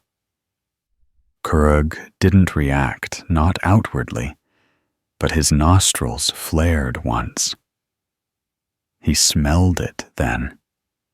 Not rot, not decay, but the deep sour musk of something that had slept too long in the wrong place.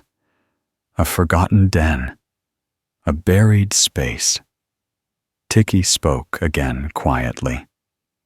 "It's not hunting," she said, and then added, almost to herself, "It's waiting for something else." Gala's brow creased as she lowered her hand slightly, still ready, but her body leaning more into curiosity now than defense.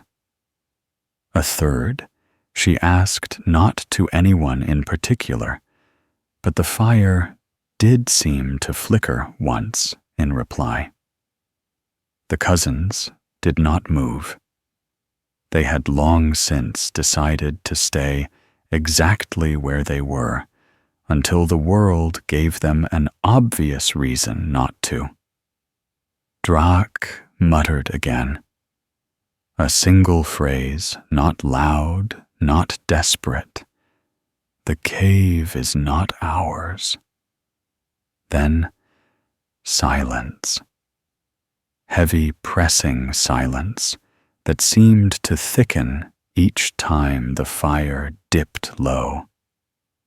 The ceiling offered no more groans, but in the space left behind, something began to breathe again. Not one of the shapes, not a person. The cave. The space itself.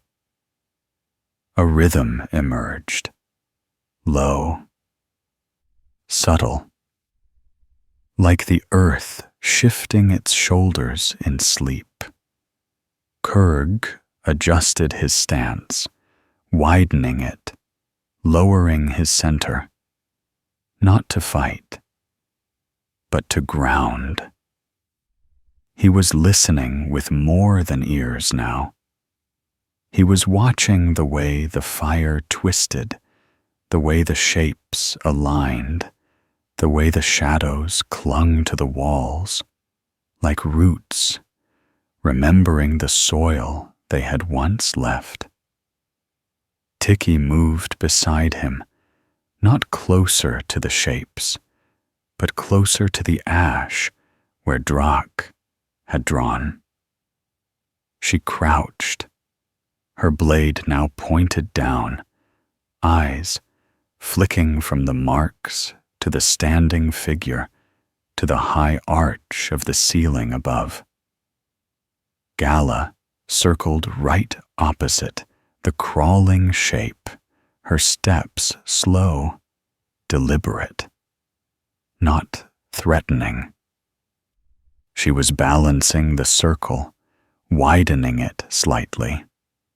One cousin followed her, the other shifted in the opposite direction.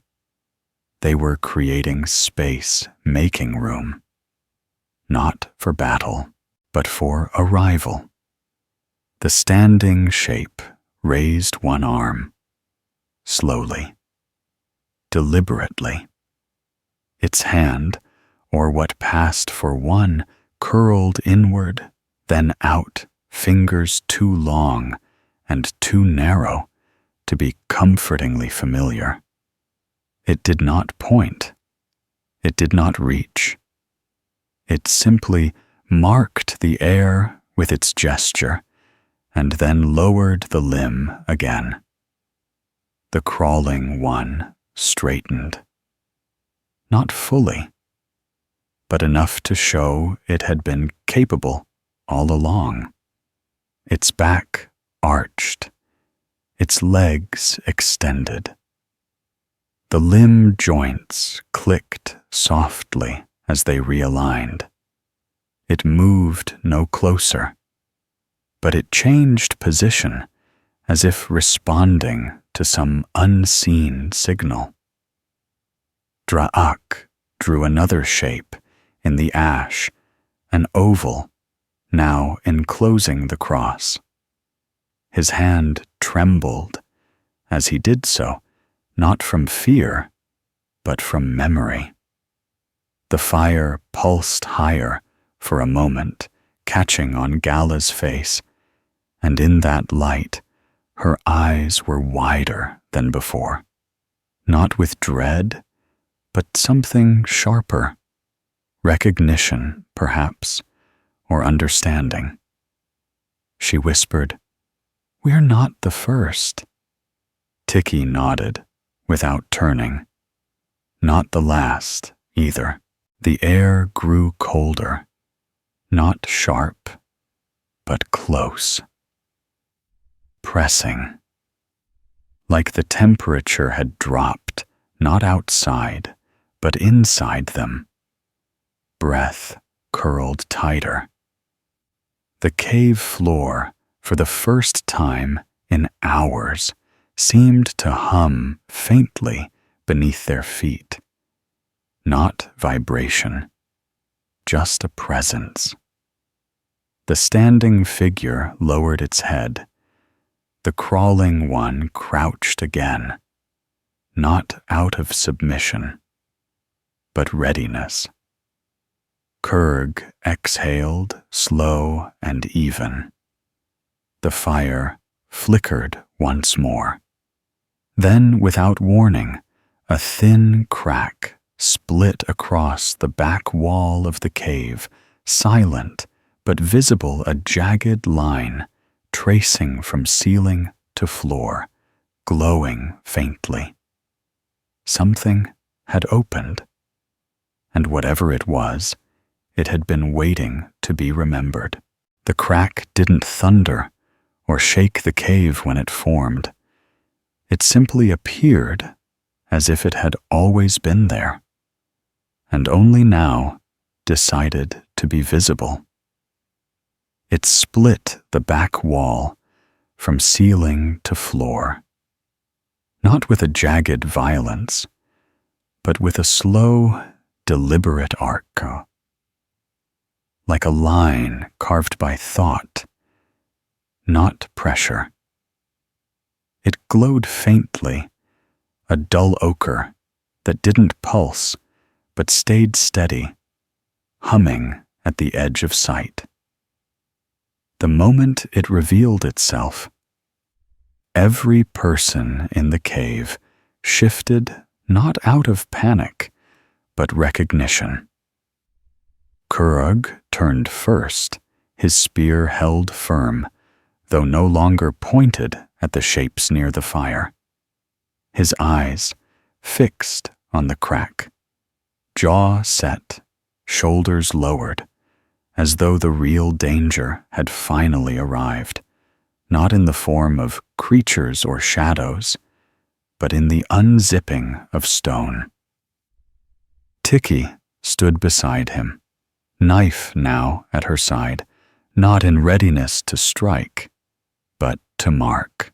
She watched the crack, without blinking, her mind turning inward, as if to match it with something half-remembered from dreams or songs she'd never been taught. Gala had stopped moving. She faced the wall squarely, now her arms lowering slightly, her mouth open, just enough to form a question she didn't yet have words for. One cousin dropped his stone without noticing. It hit the dirt with a soft thud and rolled into shadow. The other tightened his grip on his club, but did not raise it. Drak was already on his knees. He had drawn a third shape in the ash, a triangle this time, inside the oval, and the moment the crack appeared, he touched the point where all the shapes met. The fire flared, not in height, but in presence. Its light no longer flickered, but deepened, saturating the cave in tones of copper and ember. Shadows sharpened, edges solidified, and in the silence that followed, the two shapes near the fire, one standing, one crouched, turned in unison toward the crack. They moved not with urgency, but reverence. The standing figure stepped aside, allowing the glow from the crack to spill farther into the space. The crawling shape lifted its head and let out a sound, not a cry, not a growl, but something between a breath and a chant, low, sustained, and mournful. Kurg took a slow step forward, then another, not toward the shapes, but toward the wall. He felt the air shift with each footfall, like walking through water, thick with memory. Tiki followed, keeping slightly behind her knife, down her breath, even. Gala approached from the right hands, empty now, her stick discarded, without ceremony. She was drawn, not pushed. The cousins stayed where they were, uncertain, their roles undefined in this new geometry. Drak remained still, but his eyes were closed, his lips moving soundlessly, tracing a language that might have once been spoken when the crack had first sealed. The glow from the wall was not warm. It didn't burn or beckon. It simply existed, a thread of time pulled taut across stone. It didn't widen. It didn't pulse. But it breathed. Not like lungs, like history. Kurg reached out a hand, not to touch, but to feel. The air around the crack vibrated softly, like the hum of insects at dusk, or the low murmur of roots. He spoke, finally, a whisper wrapped in gravel. We were meant to see this. Tiki nodded, eyes never leaving the line of light. Or meant to remember it. Gala crouched near the base of the crack, her fingers hovering over the dirt where it met the floor. She didn't touch it either, but the glow reflected in her pupils, casting her face in an expression of quiet awe. The standing shape stepped farther back. Now, its role diminished or completed. The crouching one rose again taller. This time no longer a threat, but a witness. Drak opened his eyes. It's a mouth, he said, not to speak, to open. The fire cracked once a sharp report that echoed briefly, as though agreeing. The wall groaned again, not from weight or tension, but from age. Oldness radiated from it, not as dust or erosion, but as certainty. This had happened before. Not in their lifetimes, not in their stories, but before stories were shared at all. Kurg took another step now within arm's reach of the crack. The glow intensified, not blinding, just clearer. The light didn't shine outward, but inward, pulling their eyes not through the wall, but into it, like staring down a well, whose bottom wasn't a place, but a time. Tiki placed one foot beside Kurg's. She whispered, "We're not breaking it." Kurg answered, without turning, "We're waking it." Gala touched the dirt. It was warm now. Not hot, but pulsing faintly, like a heartbeat, slow and heavy, older than blood. The cousins stepped forward together, finally drawn not by bravery, but by momentum. They did not speak. They did not look at the shapes still watching. They looked at the crack and felt the air shift again, denser, thicker, not unpleasant, just filled with something waiting. Drak pressed his palm flat into the ash, smearing the lines. The glow didn't fade, but the stone under the ash vibrated once, then twice, then held. The crack made no sound, but it deepened slightly. Not longer, not wider, just more real, like it had chosen to become the only true thing in the room. Kurg extended his hand farther now, palm outward, fingers open. He didn't touch it, but the light reached for him, curling faintly at the edges, not as flame, not as smoke, but as memory made visible. Then, deep within the cave, behind the crack, something moved.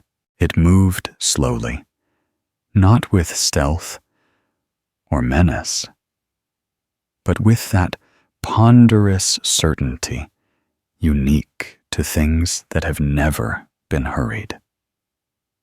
The shift behind the crack wasn't loud or dramatic, just the faint suggestion of mass adjusting in darkness, a dry ripple in the deep, a shape rearranging itself on the other side of time.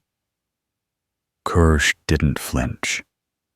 His hand still hovered before the light, not touching, not beckoning, merely acknowledging. Tiki stayed beside him, not speaking, not blinking, one hand now resting on the curve of her belt, the other hanging loose, fingers curled, as if holding something long since worn smooth. Gala rose slowly, leaving the warmth in the dirt behind her, the glow from the crack now casting lines across her cheek like tree roots drawn in firelight. Her eyes were locked on that sliver of illuminated stone, her breathing even, and light, almost as if she were afraid to make the air too heavy for what was trying to arrive. The cousins had frozen again, one with his club half raised, but forgotten. The other, with both hands, pressed lightly to his chest, as if to anchor the beat within, remind it not to change its rhythm just yet. Drak remained seated, ash still cooling beneath his palm. The marks had vanished, smeared into nothing, but the impression of their shape seemed etched into the air itself now. He looked toward the crack, not with fear, not even with awe, but with understanding, as if he'd seen this before, not with eyes, but in the way one sees things in dreams, and wakes unsure if they were memory or prophecy. The glow from the crack brightened once, not to blind, but to clarify. And then the shape behind it stepped forward, not through, not into view, just one step, a footfall unheard, but deeply felt like a drum buried in the chest of the mountain. And then a second. The crack widened by the width of a palm, not by force, by allowance, and in the light they saw not a body, not a face, but a shadow, cast backward too large to be contained by one figure, too oddly shaped to belong to anything they could name. The light did not bend around it. It simply stopped, as though it knew the rules did not apply here. Kurg inhaled deeply, then spoke not to the shape, not to the crack, but to everyone and no one. We aren't opening it. It's opening to us. Tiki nodded, her jaw set her eyes locked not on the light, but on the edge of it, where things transitioned from known to unknowable. Because we stayed, she said. Because we watched. Gala took a step forward, and then another. She now stood just behind Kurg, her presence solid, her hands at her sides, no weapon, no shield. Her voice was quiet, but firm. Because we remembered. The standing shape by the fire stepped aside fully now, as if giving its approval. The crawling one lowered its body again, not collapsing, not defeated, but kneeling. Yes, that was the word, a gesture not of submission, but of reverence, of respect. The crack pulsed again, and something inside it breathed. It was not a human breath. It did not mimic lungs or throat. It was the kind of breath that earth gives off after being open, a release of heat, of age of promise. Kurg stepped forward until his hand was nearly touching the edge of the crack. The light curled gently toward his fingers, not grasping, not threatening, just reaching. Tiki placed a hand on his back, lightly, steadying, or perhaps sharing something unspoken.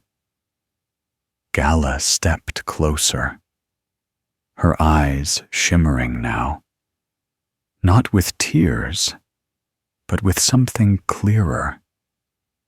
Recognition. The cousins moved as well, not fast, not in fear, but together, as though the invisible thread that bound them had given a soft tug. Drak stood finally slowly, the rhythm stone in one hand, its surface now dull cold, no longer needed. He placed it on the edge of the fire circle and walked toward the others, joining them without a word. The crack widened another inch. From inside came a sound, not music, not speech, but a texture of sound, like dust settling into grooves carved by water. It wasn't loud. It wasn't soft. It simply was. Kurg reached out further, still not touching, but now close enough that the tips of his fingers caught the light. And for a breathless moment, it shimmered there, not as light on skin, but as something remembering what skin once was. Behind the crack, the shape paused again. It had not yet revealed itself, not in full, but it was closer now.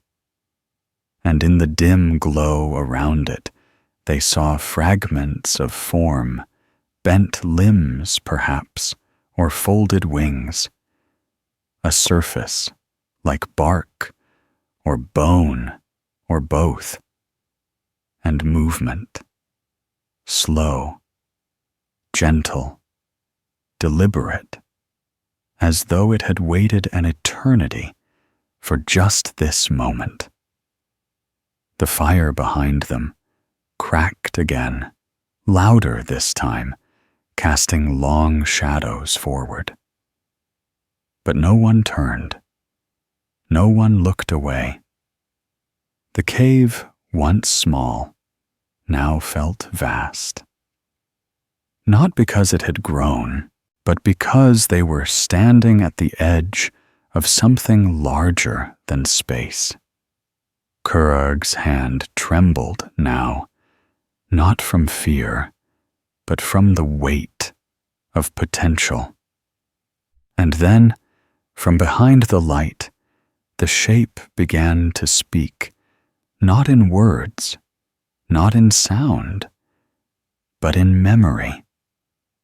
And all of them, together, remembered something they had never learned.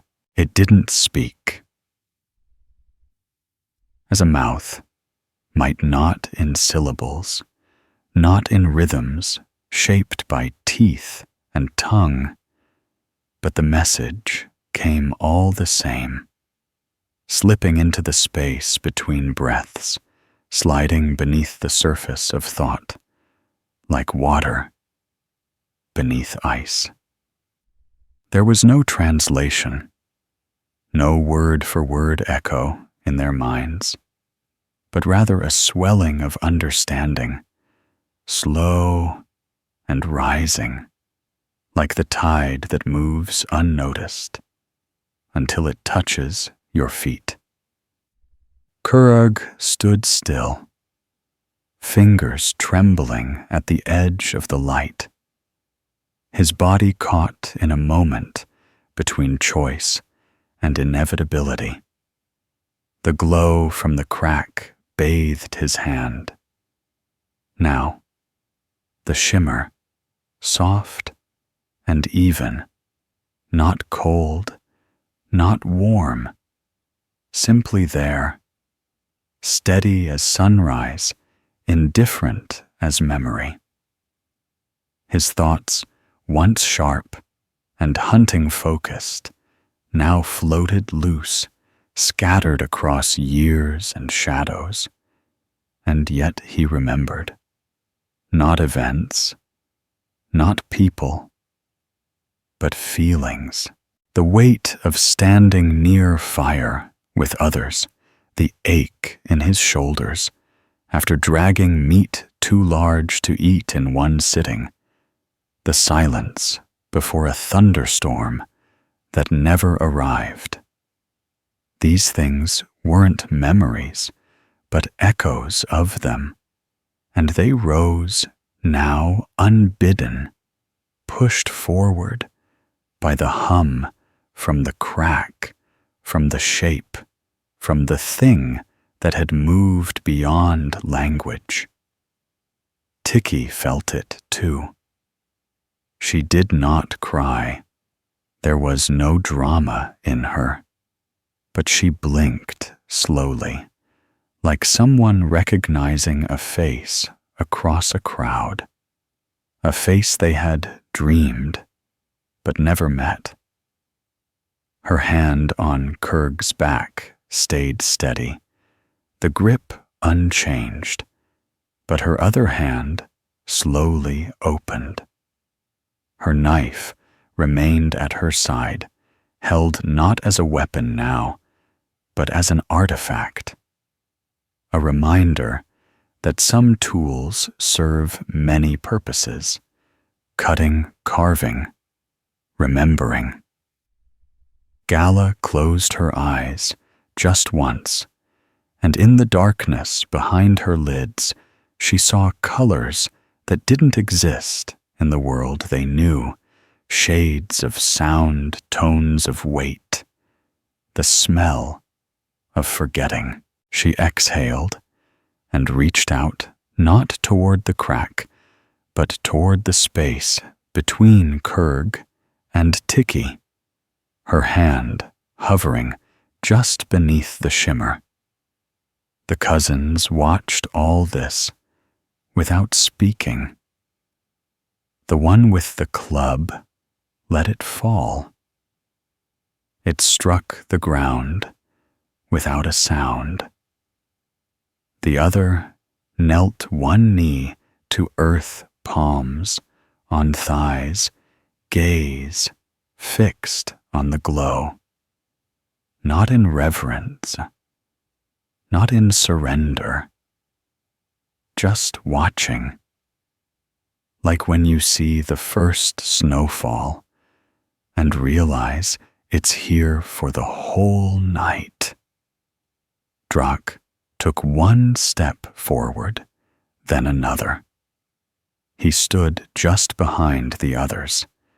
Now his rhythm stone left behind, forgotten in the urgency of revelation.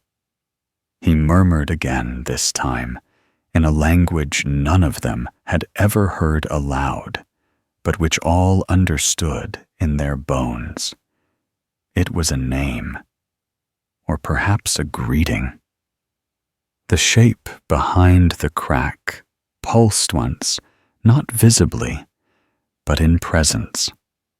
Its edges sharpened slightly, not into threat, but into clarity.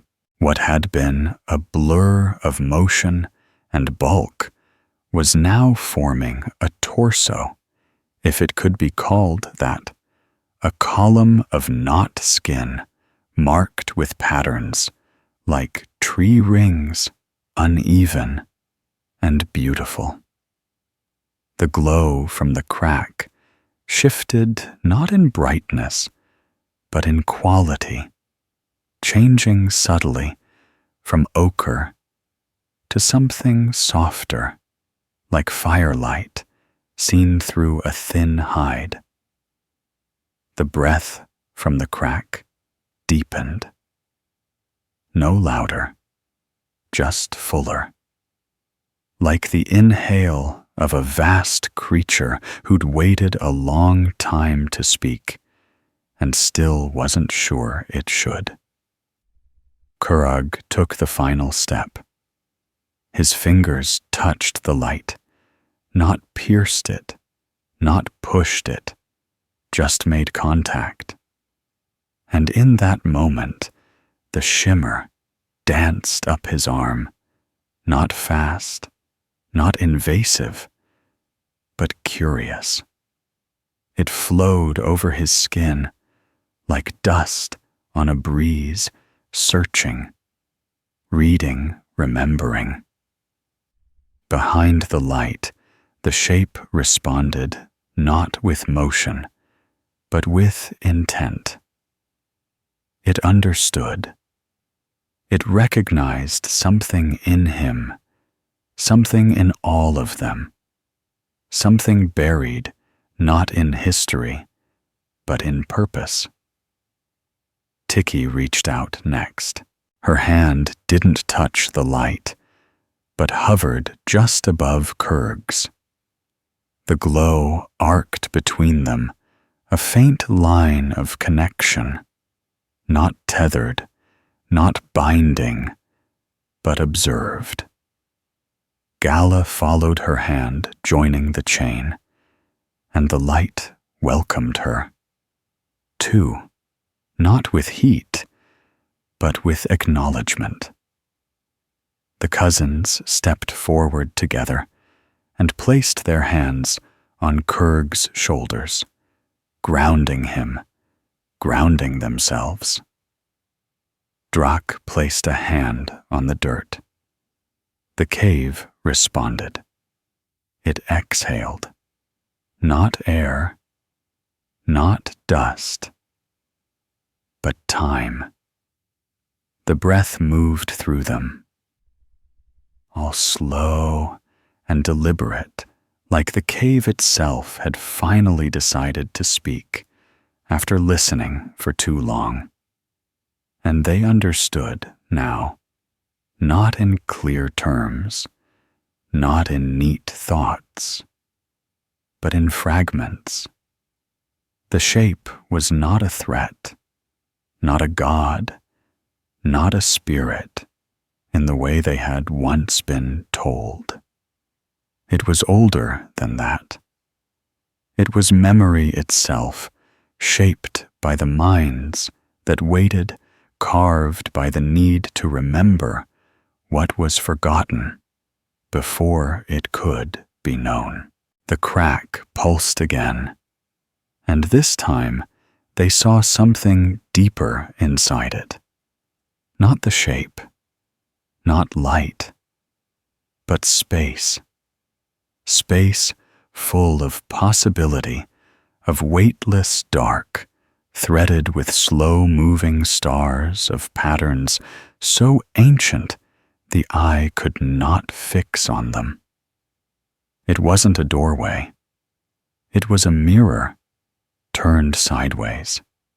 It showed them not who they were, but what they were always meant to become. Kurag let his hand fall away.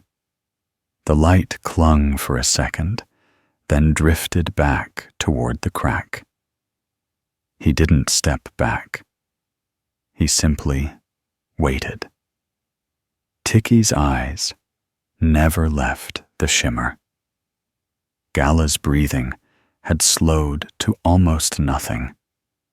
The cousins were still one, with a hand now in the dirt, feeling the pulse of something older than stone. Drak spoke again. This time, a question. Not in words, in presence. And the shape answered not aloud, but through the crack, through the shimmer, through the shared silence. And the answer was not yes, was not no. It was keep watching. They kept watching. Not because they knew what they were waiting for, but because the absence of movement had become its own kind of dialogue. The glow from the crack softened again, its light no longer urgent or new, but settled like a fire that had chosen its height and would now burn at that exact measure until all fuel became memory. The shape behind the glow had not moved again, though the impressions of its form, those slow rings, the knot limbs, and the knot face remained like the afterimage of a lantern glimpsed through cloth. Kurg lowered his hand slowly, the glow slipping away from his fingers without resistance, like morning mist falling off a leaf. He stepped half a pace back, not out of fear, but to let the others forward. Tiki remained beside him, her hand drifting down, only after the light had fully withdrawn. Her gaze, locked not on the crack anymore, but on Gala, who had closed her eyes and tilted her face upward, breathing in a rhythm that matched the quiet hum in the stone. Gala's hands were open now, not raised, not reaching, but simply open, palms turned slightly outward, as if offering something that had no name. The cousins stood close behind them, not touching anymore, but aligned shoulder to shoulder, two lines in a poem they hadn't realized they'd been reciting since the first fire was struck. The one who had dropped his club reached into his satchel and pulled out a bit of dried root, crumbled it between his fingers, and let it fall to the floor without knowing why. The other leaned forward and watched the root dust settle. Drak circled his palm over the dirt again, where the ash had once marked lines and ovals and triangles, but he did not redraw them. He simply flattened the surface, smoothed it with the edge of his hand, until the dirt was a clean patch of possibility. The fire hadn't gone out, but it had changed. The flames moved in patterns, now small, steady arcs that curled in upon themselves, before rising, then folding back down. It was no longer heat for warmth or light for vision. It was language, and it spoke in motion. Tiki saw it first, not in the flames, but in their shadows. The light cast figures on the cave wall that did not match the ones standing in the cave. There were too many. Shapes that resembled Kurg, yes, and herself, and Gala, but others, two shapes smaller, hunched, wide-legged, narrow-armed, and some tall, and thin, and curved in ways bones did not allow. They moved not in perfect sync, but in awareness. Like dancers sharing a song, none of the watchers could hear. Gala opened her eyes and saw the same. She didn't speak. She didn't gasp. She simply tilted her head as one figure in the firelight leaned down and offered something, a vessel, a stone, a memory to another. The shadows kept acting out scenes, none of them recognized, but all of them understood. They were not visions. They were reminders. Drak sat again, cross-legged, and whispered a name, maybe his own, maybe another's. The whisper did not echo, but the crack pulsed once in reply. Kurag turned slowly to the others. "We stay," he said, and his voice, though quiet, carried through the space with the gravity of stone dropped in deep water. "We stay until it finishes remembering." Tiki nodded. "And we remember too." Gala knelt, not because she was tired, but because her legs wanted to listen. She placed her hand on the floor again. The dirt pulsed faintly, like it had a heartbeat.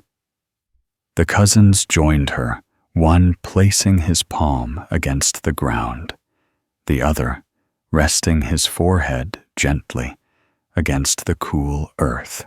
The shapes on the wall continued their slow performance movements, cycling through what felt like ages, planting, climbing, watching morning, offering, leaving, returning. And then a new motion. The tallest shape bent low, placed both hands on the ground, and slowly rose with something in its palms, a glow like a coal small and steady. It passed the coal to a child-shaped shadow. The child ran. The fire flickered sharply, sending a sudden surge of brightness across the cave. When it settled, the shadows had reset. Kurg exhaled. Not from relief, but from understanding. "That's us," he said. "Or something like us." Drak lifted his chin. "It doesn't matter who we are, only that we remember how to carry it." The crack pulsed again. No sound, just presence. A third breath, drawn slowly deeply from the shape behind it. And now the shimmer at the edges of the crack thickened, not growing, but condensing, forming strands of light that curved like vines or lines of script weaving together. They reached not outward, but sideways, curling toward the firelight, toward the rhythm stone Drak had left behind. The stone answered not with sound, but by humming visibly, its surface vibrating just enough to ripple the dust beside it. And all at once, every face in the cave turned toward it. The rhythm was returning, but it was not the same. It began not with sound, but sensation. A quiet throb in the soles of their feet, a pulse in the backs of their knees, the way you feel thunder before you hear it, or notice the low draw of a drum carried on fog. The rhythm stone, which had rested motionless for what felt like hours, now shimmered with a slow and steady vibration that had no color and yet painted the air. The dust around it formed faint spirals, rising and falling like breath caught in mid-motion. Courage turned to face it, not quickly, but with the quiet dignity of someone approaching a familiar ritual that had long been forgotten and was only now returning in fragments. His steps were deliberate, not hesitant, and the air thickened as he moved not with weight, but with intent. Tiki followed eyes, locked on the stone, her breath held in her chest, as though even exhaling might disturb the new balance. Her feet landed with near silence, each step falling into sync with the rhythm she could not yet hear, but already understood. Gala came next, slower, her fingers brushing the dirt as she moved, as though needing to stay in contact with the earth that was also remembering. Behind them, the cousins rose together. Their eyes remained fixed on the stone, their bodies no longer stiff with waiting, but loose with the quiet certainty of acceptance. One pressed his palm flat against the center of his chest, and then reached out fingers wide as if measuring something. The other walked with both hands slightly raised, not high, not pleading, but almost balancing an invisible weight that had grown lighter the closer he came to the fire. Drak didn't rise yet. He watched the rhythm stone, his head tilted slightly, his expression unreadable except for the faint curve of his fingers as they traced the same line over and over in the dirt beside him.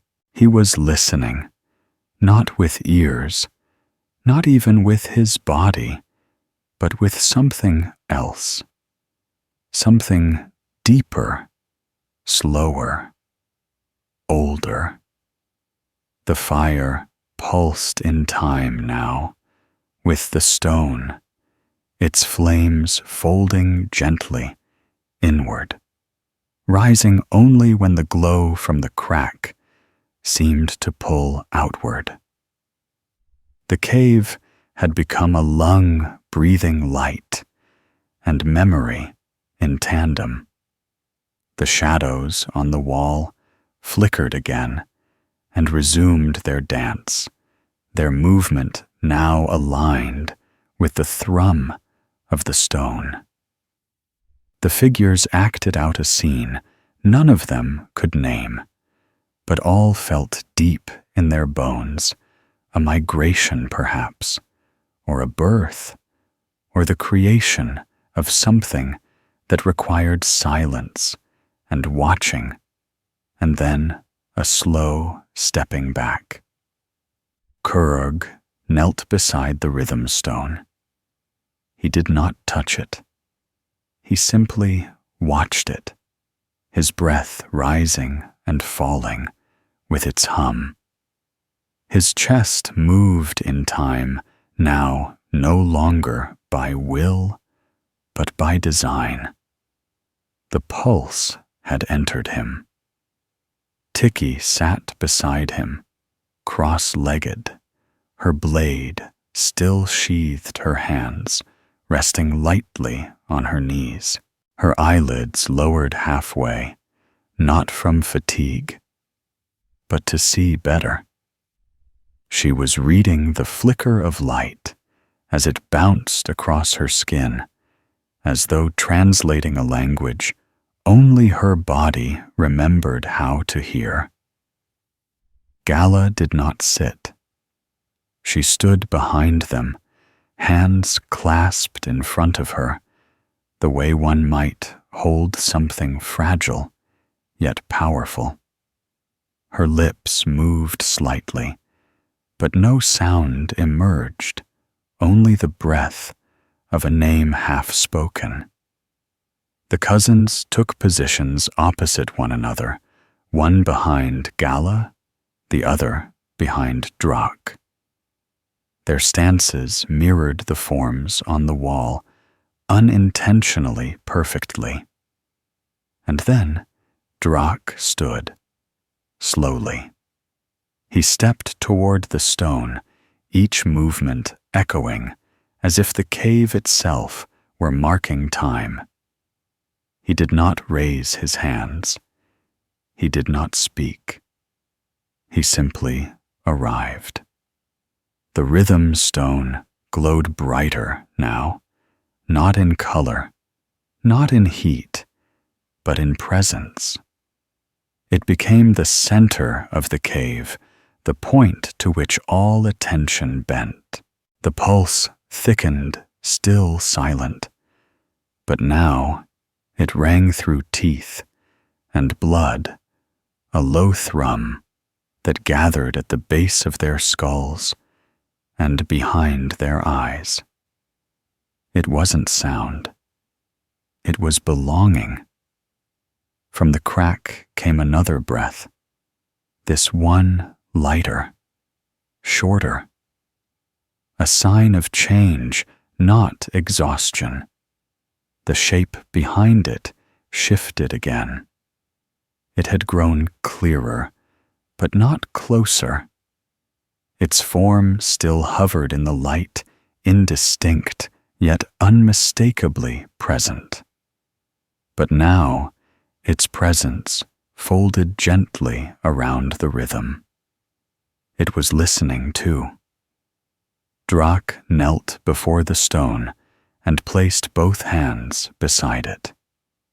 Not touching, just framing it. Then he exhaled and said a word none of them had heard before, but all of them knew. It was not a command. It was not a spell.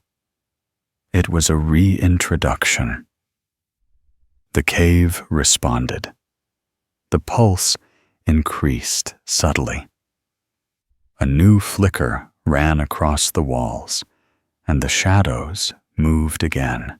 Now, the figures bowed, each in their own way, some by lowering their heads, others by placing objects on the ground, still others by stepping backward into the edges of the firelight.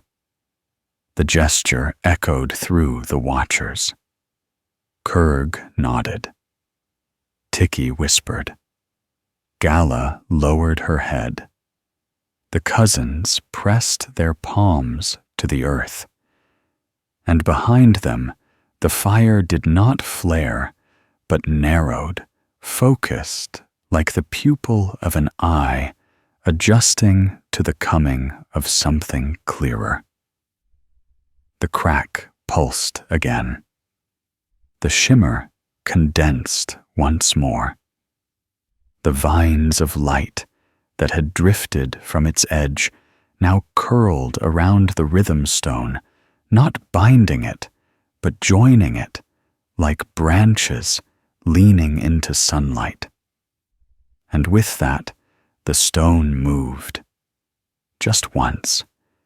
A single rotation. Slow. Measured. Like the world taking one step forward. Draak closed his eyes. Kurg inhaled. The hum deepened. And something behind the crack stirred awake with purpose. The rhythm stone's single rotation sent a ripple through the cave that did not shake the walls or crack the floor, but rather pressed gently into everything that lived and breathed and remembered. It wasn't a sound or a flash, but a wave of presence, something that ran through the blood like recognition, like the moment you see your own handwriting after years of forgetting how you used to write. Kurg kept still. His hands had not moved from his knees, but his shoulders eased slightly, as though some tightness he hadn't realized he carried had been acknowledged and forgiven. Beside him, Tiki opened her mouth just slightly, not to speak, but to taste the air. It was different now, cooler, but not cold, dense, but not oppressive. The cave had become fuller, as if breath and time and memory had gathered together in one place, layering like smoke in a space too sacred to stir. Gala stepped forward again. Her eyes remained on the rhythm stone, and the faintest shimmer traced along her cheekbone. Light catching sweat or memory, it was hard to tell. Her voice came, then soft and careful, the way one speaks to a sleeping animal or a child caught in dream. The path opened, she said, but it is not a path forward. The cousins did not reply, but one lifted his hand and touched the rhythm stone gently. Just once, a bare finger against its edge. The stone pulsed, and the vines of light that had coiled around it twisted upward slightly, as if noticing the touch and leaning into it. The shape behind the crack pulsed again, another breath, but shorter this time, like a pause between verses. It had not stepped forward. It had not spoken. But it was now undeniably part of them, part of the space, as if it had always been waiting for the exact right arrangement of presence to unfold. Draak stood again, slower now, his body no longer hunched with weight, but bowed with respect. He turned toward the others, not to speak, but to be seen. His eyes met each of theirs, in turn, Kurg's steady, Tiki's sharp, Gala's wide, the cousins quiet, and then turned back to the crack. The vines of light that surrounded the stone began to spread, reaching out across the floor in faint tendrils. They traced invisible lines in the dirt, looping around bare feet, and stone tools curling gently toward the fire. When they touched the flame, the fire did not resist. It simply shifted color, a single hue, deeper, like coal made of memory instead of wood. And then, only then, the shape behind the crack moved again. Not toward the watchers, not through the crack, but within its space, shifting weight, adjusting purpose, remembering how to become. A new form emerged within it, not separate, but additional, like a second note added to a long-held chord. This form was smaller, narrower, more agile. If the first had been a drumbeat, this was a whisper, a rhythm too subtle to carry far, but too strong to forget once heard. Kurg's hand moved to his chest. He pressed it flat and breathed deeply, as if matching that subtler rhythm. Now, Tiki did the same. Gala's hands opened again, this time facing upward. Drak raised his arms, just slightly, and the cousins followed without command. The light vines grew brighter. The fire flickered once, then stilled again. The rhythm stone turned once more, a second shift slower than the first, but deeper, as if it had moved not physically, but inward, realigning with some axis that only memory understood. And the cave responded. Not loudly, not visually, but completely. The air turned heavier, not like a burden, but like the hush before snowfall. The silence deepened. The pulse slowed. The world leaned in. From the crack, a sound emerged at last, not loud, not sharp, but musical in its own quiet way. A tone, a single note, low, resonant. It was the kind of note that had no clear beginning, like it had always been playing, and they were only now quiet enough to hear it. The watchers stood still. The fire shimmered in its new shade. The vines of light continued to unfurl, tracing across the ground in patterns, now spirals, arcs, small glyphs that looked like they should mean something, and perhaps already did. The rhythm stone pulsed with each breath of the shape behind the crack.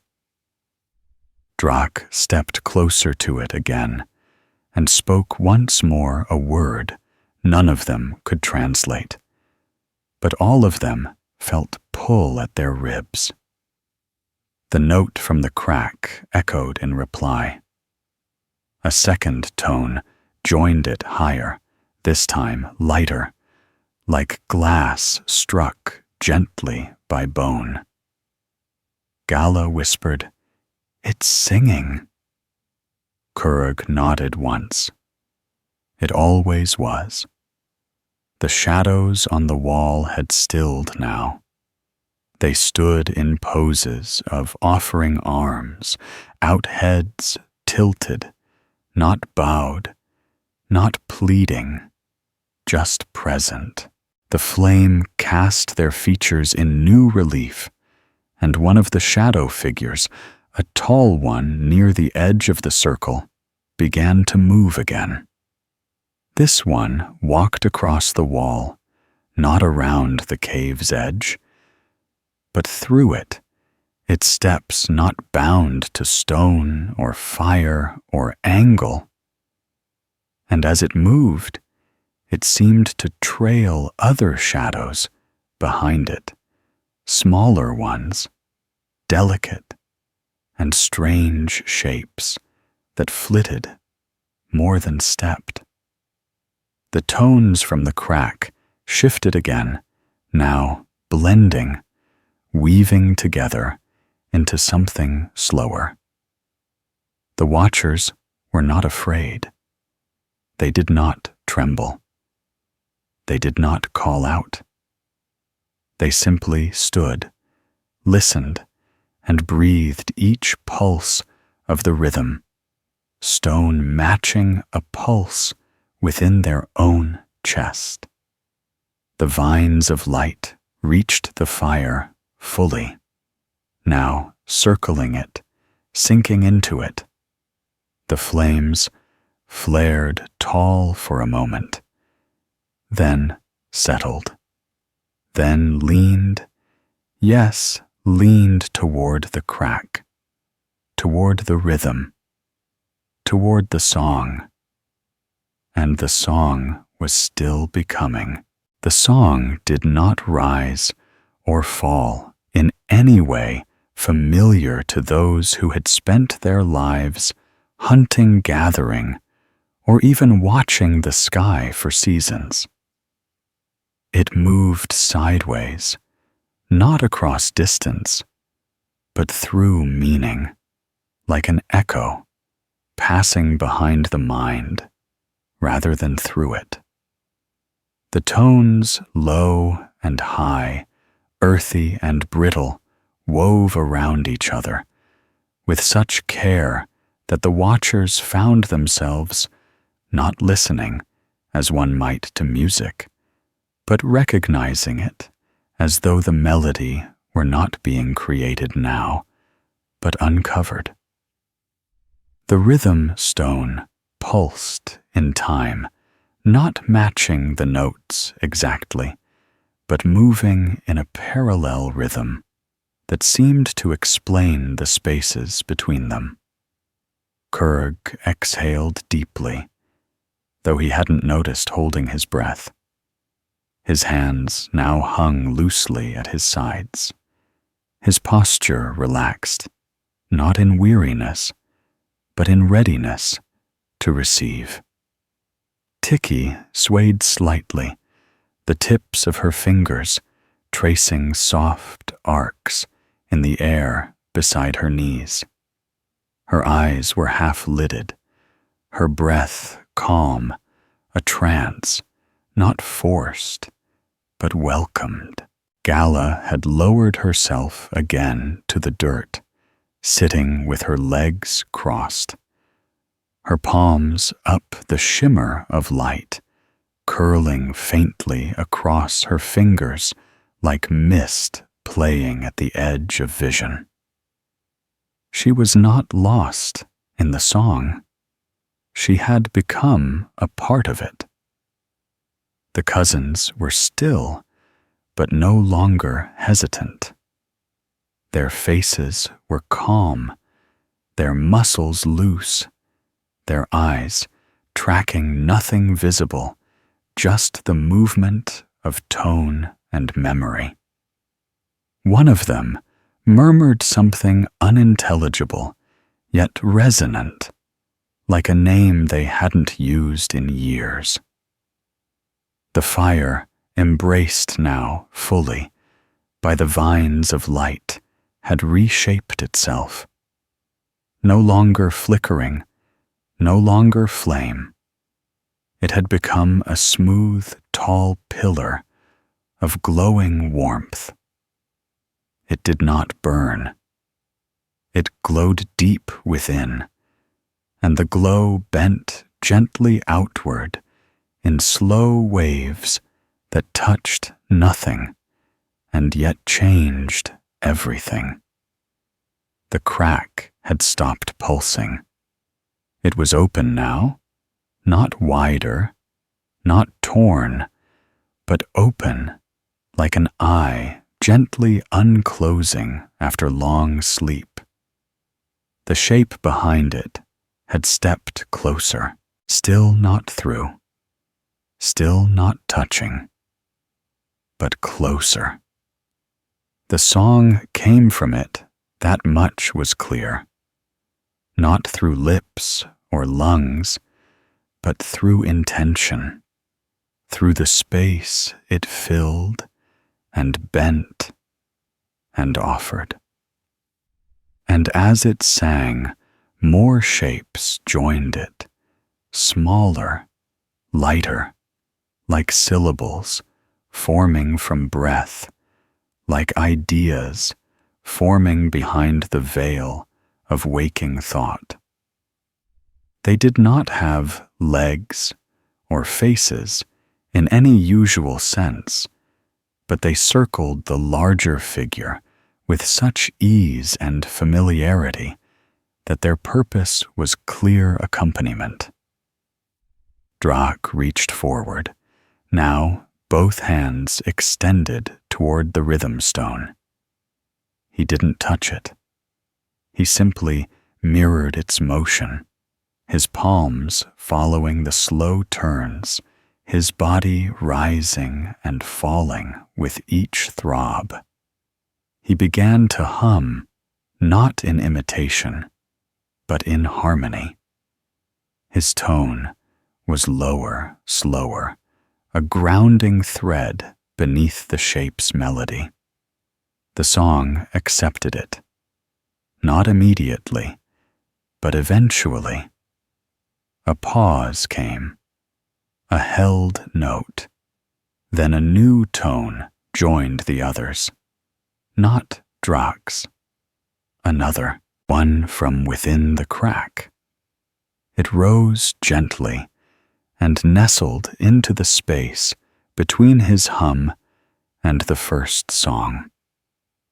Together, they formed a chord that was not beautiful in any traditional sense, but felt inevitable. Kurg stepped back half a pace, not to retreat, but to allow room. The air near the rhythm stone had begun to shimmer again, not from heat, but from density. Light bent through it strangely, and even sound seemed to soften as it passed. Tiki whispered, "It's remembering us too." Gala nodded, "As we remember it." The shadows on the wall began to shift again. The tall shape that had moved before was now leading the others in a slow, deliberate procession. They passed one by one behind the rhythm stone, casting elongated forms across the watchers. These shadows were not echoes anymore. They were participants. Memory made present. The vines of light that curled through the cave thickened, though they did not harden. They formed loops, now arches, soft shapes that looked like doorways, but never opened. They bent through space like thought, given form wandering, but not lost. The watchers remained in silence. Each breath they took matched the rhythm stone. Each heartbeat the song. It was no longer something to hear or observe. It was a structure, an environment, a language that required presence rather than translation. The shape behind the crack tilted slightly forward, not stepping through, not breaching the line, but close enough now that the shimmer of its form overlapped with the vines of light. And the moment that overlap happened, the entire cave sighed. The stones held no sound. The air moved no wind. But something deeper shifted as settling a return. It wasn't arrival. It was reunion. Drock's humming stopped. The new tone held in place. It did not falter. The watchers leaned forward, not in anticipation, but in understanding. Something was about to be offered. Not a gift, not an answer, something heavier.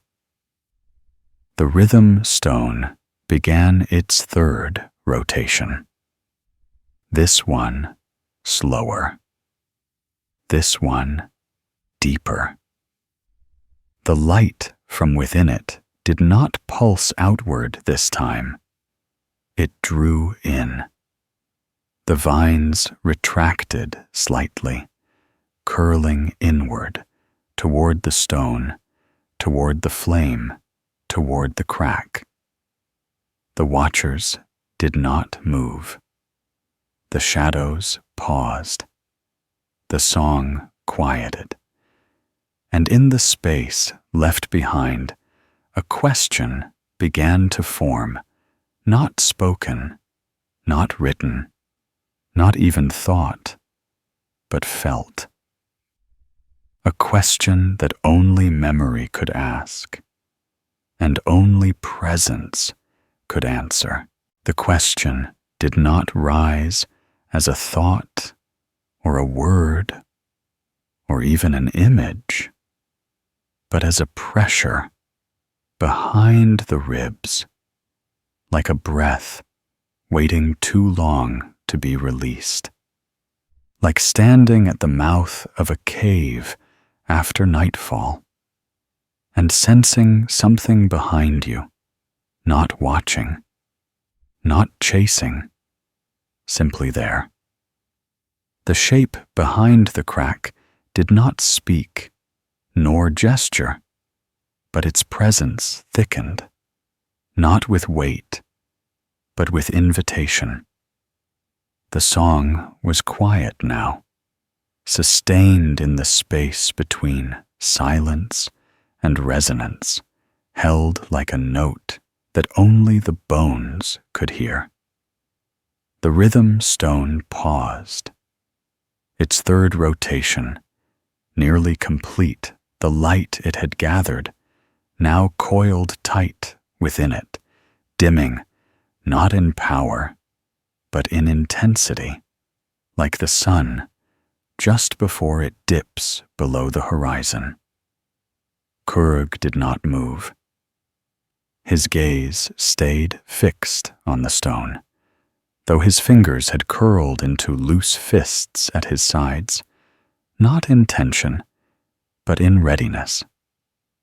Tiki shifted only to draw her knees closer, her back straighter, her shoulders relaxed, but alert. She was listening now, not with her ears, but her spine, reading the pressure in the air as though it were weather. Gala had begun to hum, not with voice, but breath, a soundless exhale, matched to the rhythm that no longer pulsed, but lingered. Her hands cupped upward, though nothing rested in them, as if preparing to receive something she had no right to ask for. The cousins had knelt again. Their heads were bowed, not in worship, but as if leaning closer to hear something quiet from the earth. Drock, still seated beside the rhythm stone, placed one hand gently against the floor. The dirt was warm now, not from the fire, but from the memory pressed into it. His other hand hovered over the stone fingers, open, but not yet touching. The vines of light had retracted to the edge of the circle, their shapes now hanging in the air like tendrils of smoke that had forgotten how to rise. The shadows on the wall had stilled completely. The tall figure now faced the fire directly. Its arms lowered its silhouette, no longer flickering. It was waiting too. And then came the shift, not loud, not sudden, but felt by all. The shape behind the crack moved slowly, deliberately. A limb unfolded, neither arm nor leg, but something that contained the purpose of both. It reached forward, not toward the watchers, but toward the rhythm stone. And it stopped just short of crossing the divide. The crack flared once. The light turned soft gold, as if the shimmer had been warmed from within. And the question, still unspoken, pressed closer. Not like a demand, but like a seed. And still, no answer came. Not yet. The watchers did not rush. They understood now that this was not a test, nor a trial, but a choice. One not to be made in words or gestures, but in presence, in willingness. Kurg breathed once long and slow, and placed his hand flat against the earth. Tiki followed her fingers, splayed against the dirt, her eyes not on the crack, but on Gala. Gala nodded and pressed both hands into the soil beside her knees. The cousins followed, their palms mirrored. Drak lowered his hovering hand until it hovered just above the stone, still not touching. And the shape behind the crack bent its not arm in kind, as if mirroring the gesture. The air shimmered once more, and the fire pulsed, not bright, but clear. And in that moment, the question reached them fully. It was not about knowledge, not about memory. It was about permission. Would they carry it forward? Would they hold what had been held before them? Would they remember what could not be spoken? The question did not ask to be answered. It asked to be lived. The rhythm stone completed its third turn. A single beat passed. The vines of light trembled at the edges. The fire leaned forward once more, and the shape did not step through, but it waited now fully still. The watchers knew what came next, but none of them moved. Not yet. Not until they were ready to offer something in return. The cave held its breath. The watchers too held theirs, though none knew how long they had been waiting, or what time meant anymore in this space suspended between light and shadow, presence and memory. The crack now fully open, yet neither wide nor narrow, glowed steadily, a steady pulse that had become the heartbeat of the moment. Kurg stood at the edge of the circle, fingers resting lightly on the earth. His eyes fixed not on the crack, but on the faces around him. Tiki's gaze held his steady and calm, as if to say, "We are here. We remain." Gala lowered herself fully onto the ground, the dust rising in a faint swirl beneath her palms, and she closed her eyes, her breath steadying into the rhythm shared by the cave and the light and the stone. The cousins knelt beside her, their forms blending into the shadows, but their hands placed openly, clearly a silent offering to the space and the unknown beyond the crack. Drak sat slightly apart the rhythm stone, resting now on the dirt, its glow dim but certain. He folded his hands in his lap and began humming, low, a steady drone that felt less like sound and more like a wave rolling gently through the depths of the cave. The shape behind the crack remained still, watching, waiting a presence that had unfolded and layered itself over the past hours like a slow dawn. It had no face in the usual sense, but the watchers sensed awareness, sentience, a kind of understanding that required no words. Then something shifted. Not the shape, not the crack, but the space itself. The vines of light curled inward, tightening around the rhythm stone, and the fire flickered, throwing sparks high into the ceiling, where they vanished like stars swallowed by dawn. The watchers felt the movement ripple through their bodies, like a call to stand, to acknowledge, to complete what had begun.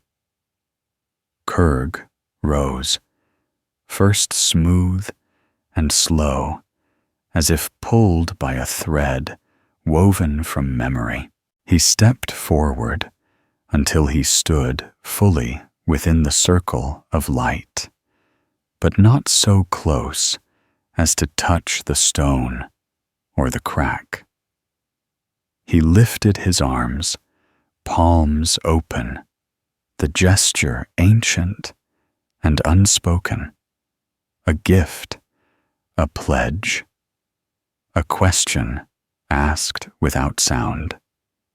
Tiki followed, mirroring his movement, but holding her arms closer, a shield not of defense, but of readiness. Gala rose with a fluid grace, her eyes still closed as she moved, and when she opened them, they shone with a clarity that made the shadows lean in closer.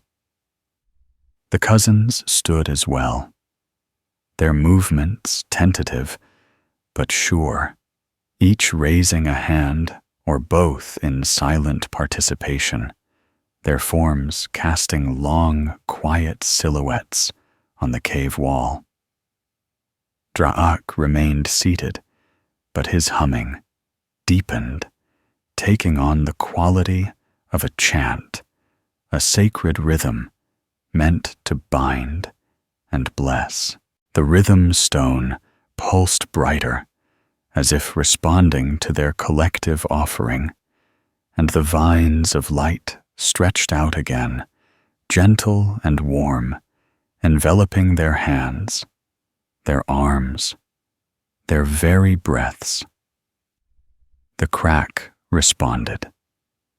Its glow softened, becoming a gentle wash of light that reached across the cave floor, touching every stone, every shadow, every watcher with a sense of belonging.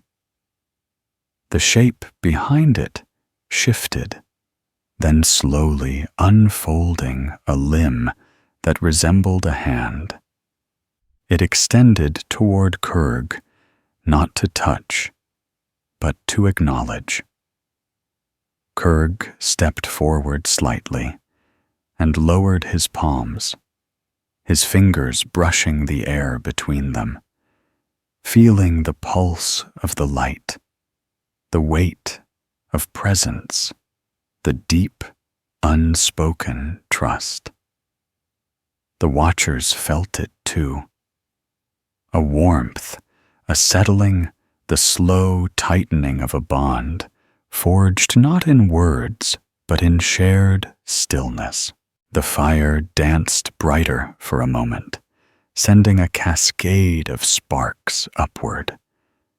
And in that light, the shapes on the wall shimmered once more, transforming from shadows into figures, ancient, familiar, not quite human, not quite something else, but perfect in their place. The song resumed, rising gently, weaving through the cave like a ribbon of sound, a thread binding the watchers to the watchers before them and to those who would come after. Kurg lowered his arms. He looked around, his eyes meeting those of Tikigala, the cousins, and Drak. They all nodded in silent agreement, a circle unbroken through time and space. And in that moment, the watchers understood. This was no ending. It was a beginning, a slow, steady breath taken together before the next long walk. The crack remained open. The rhythm stone pulsed softly.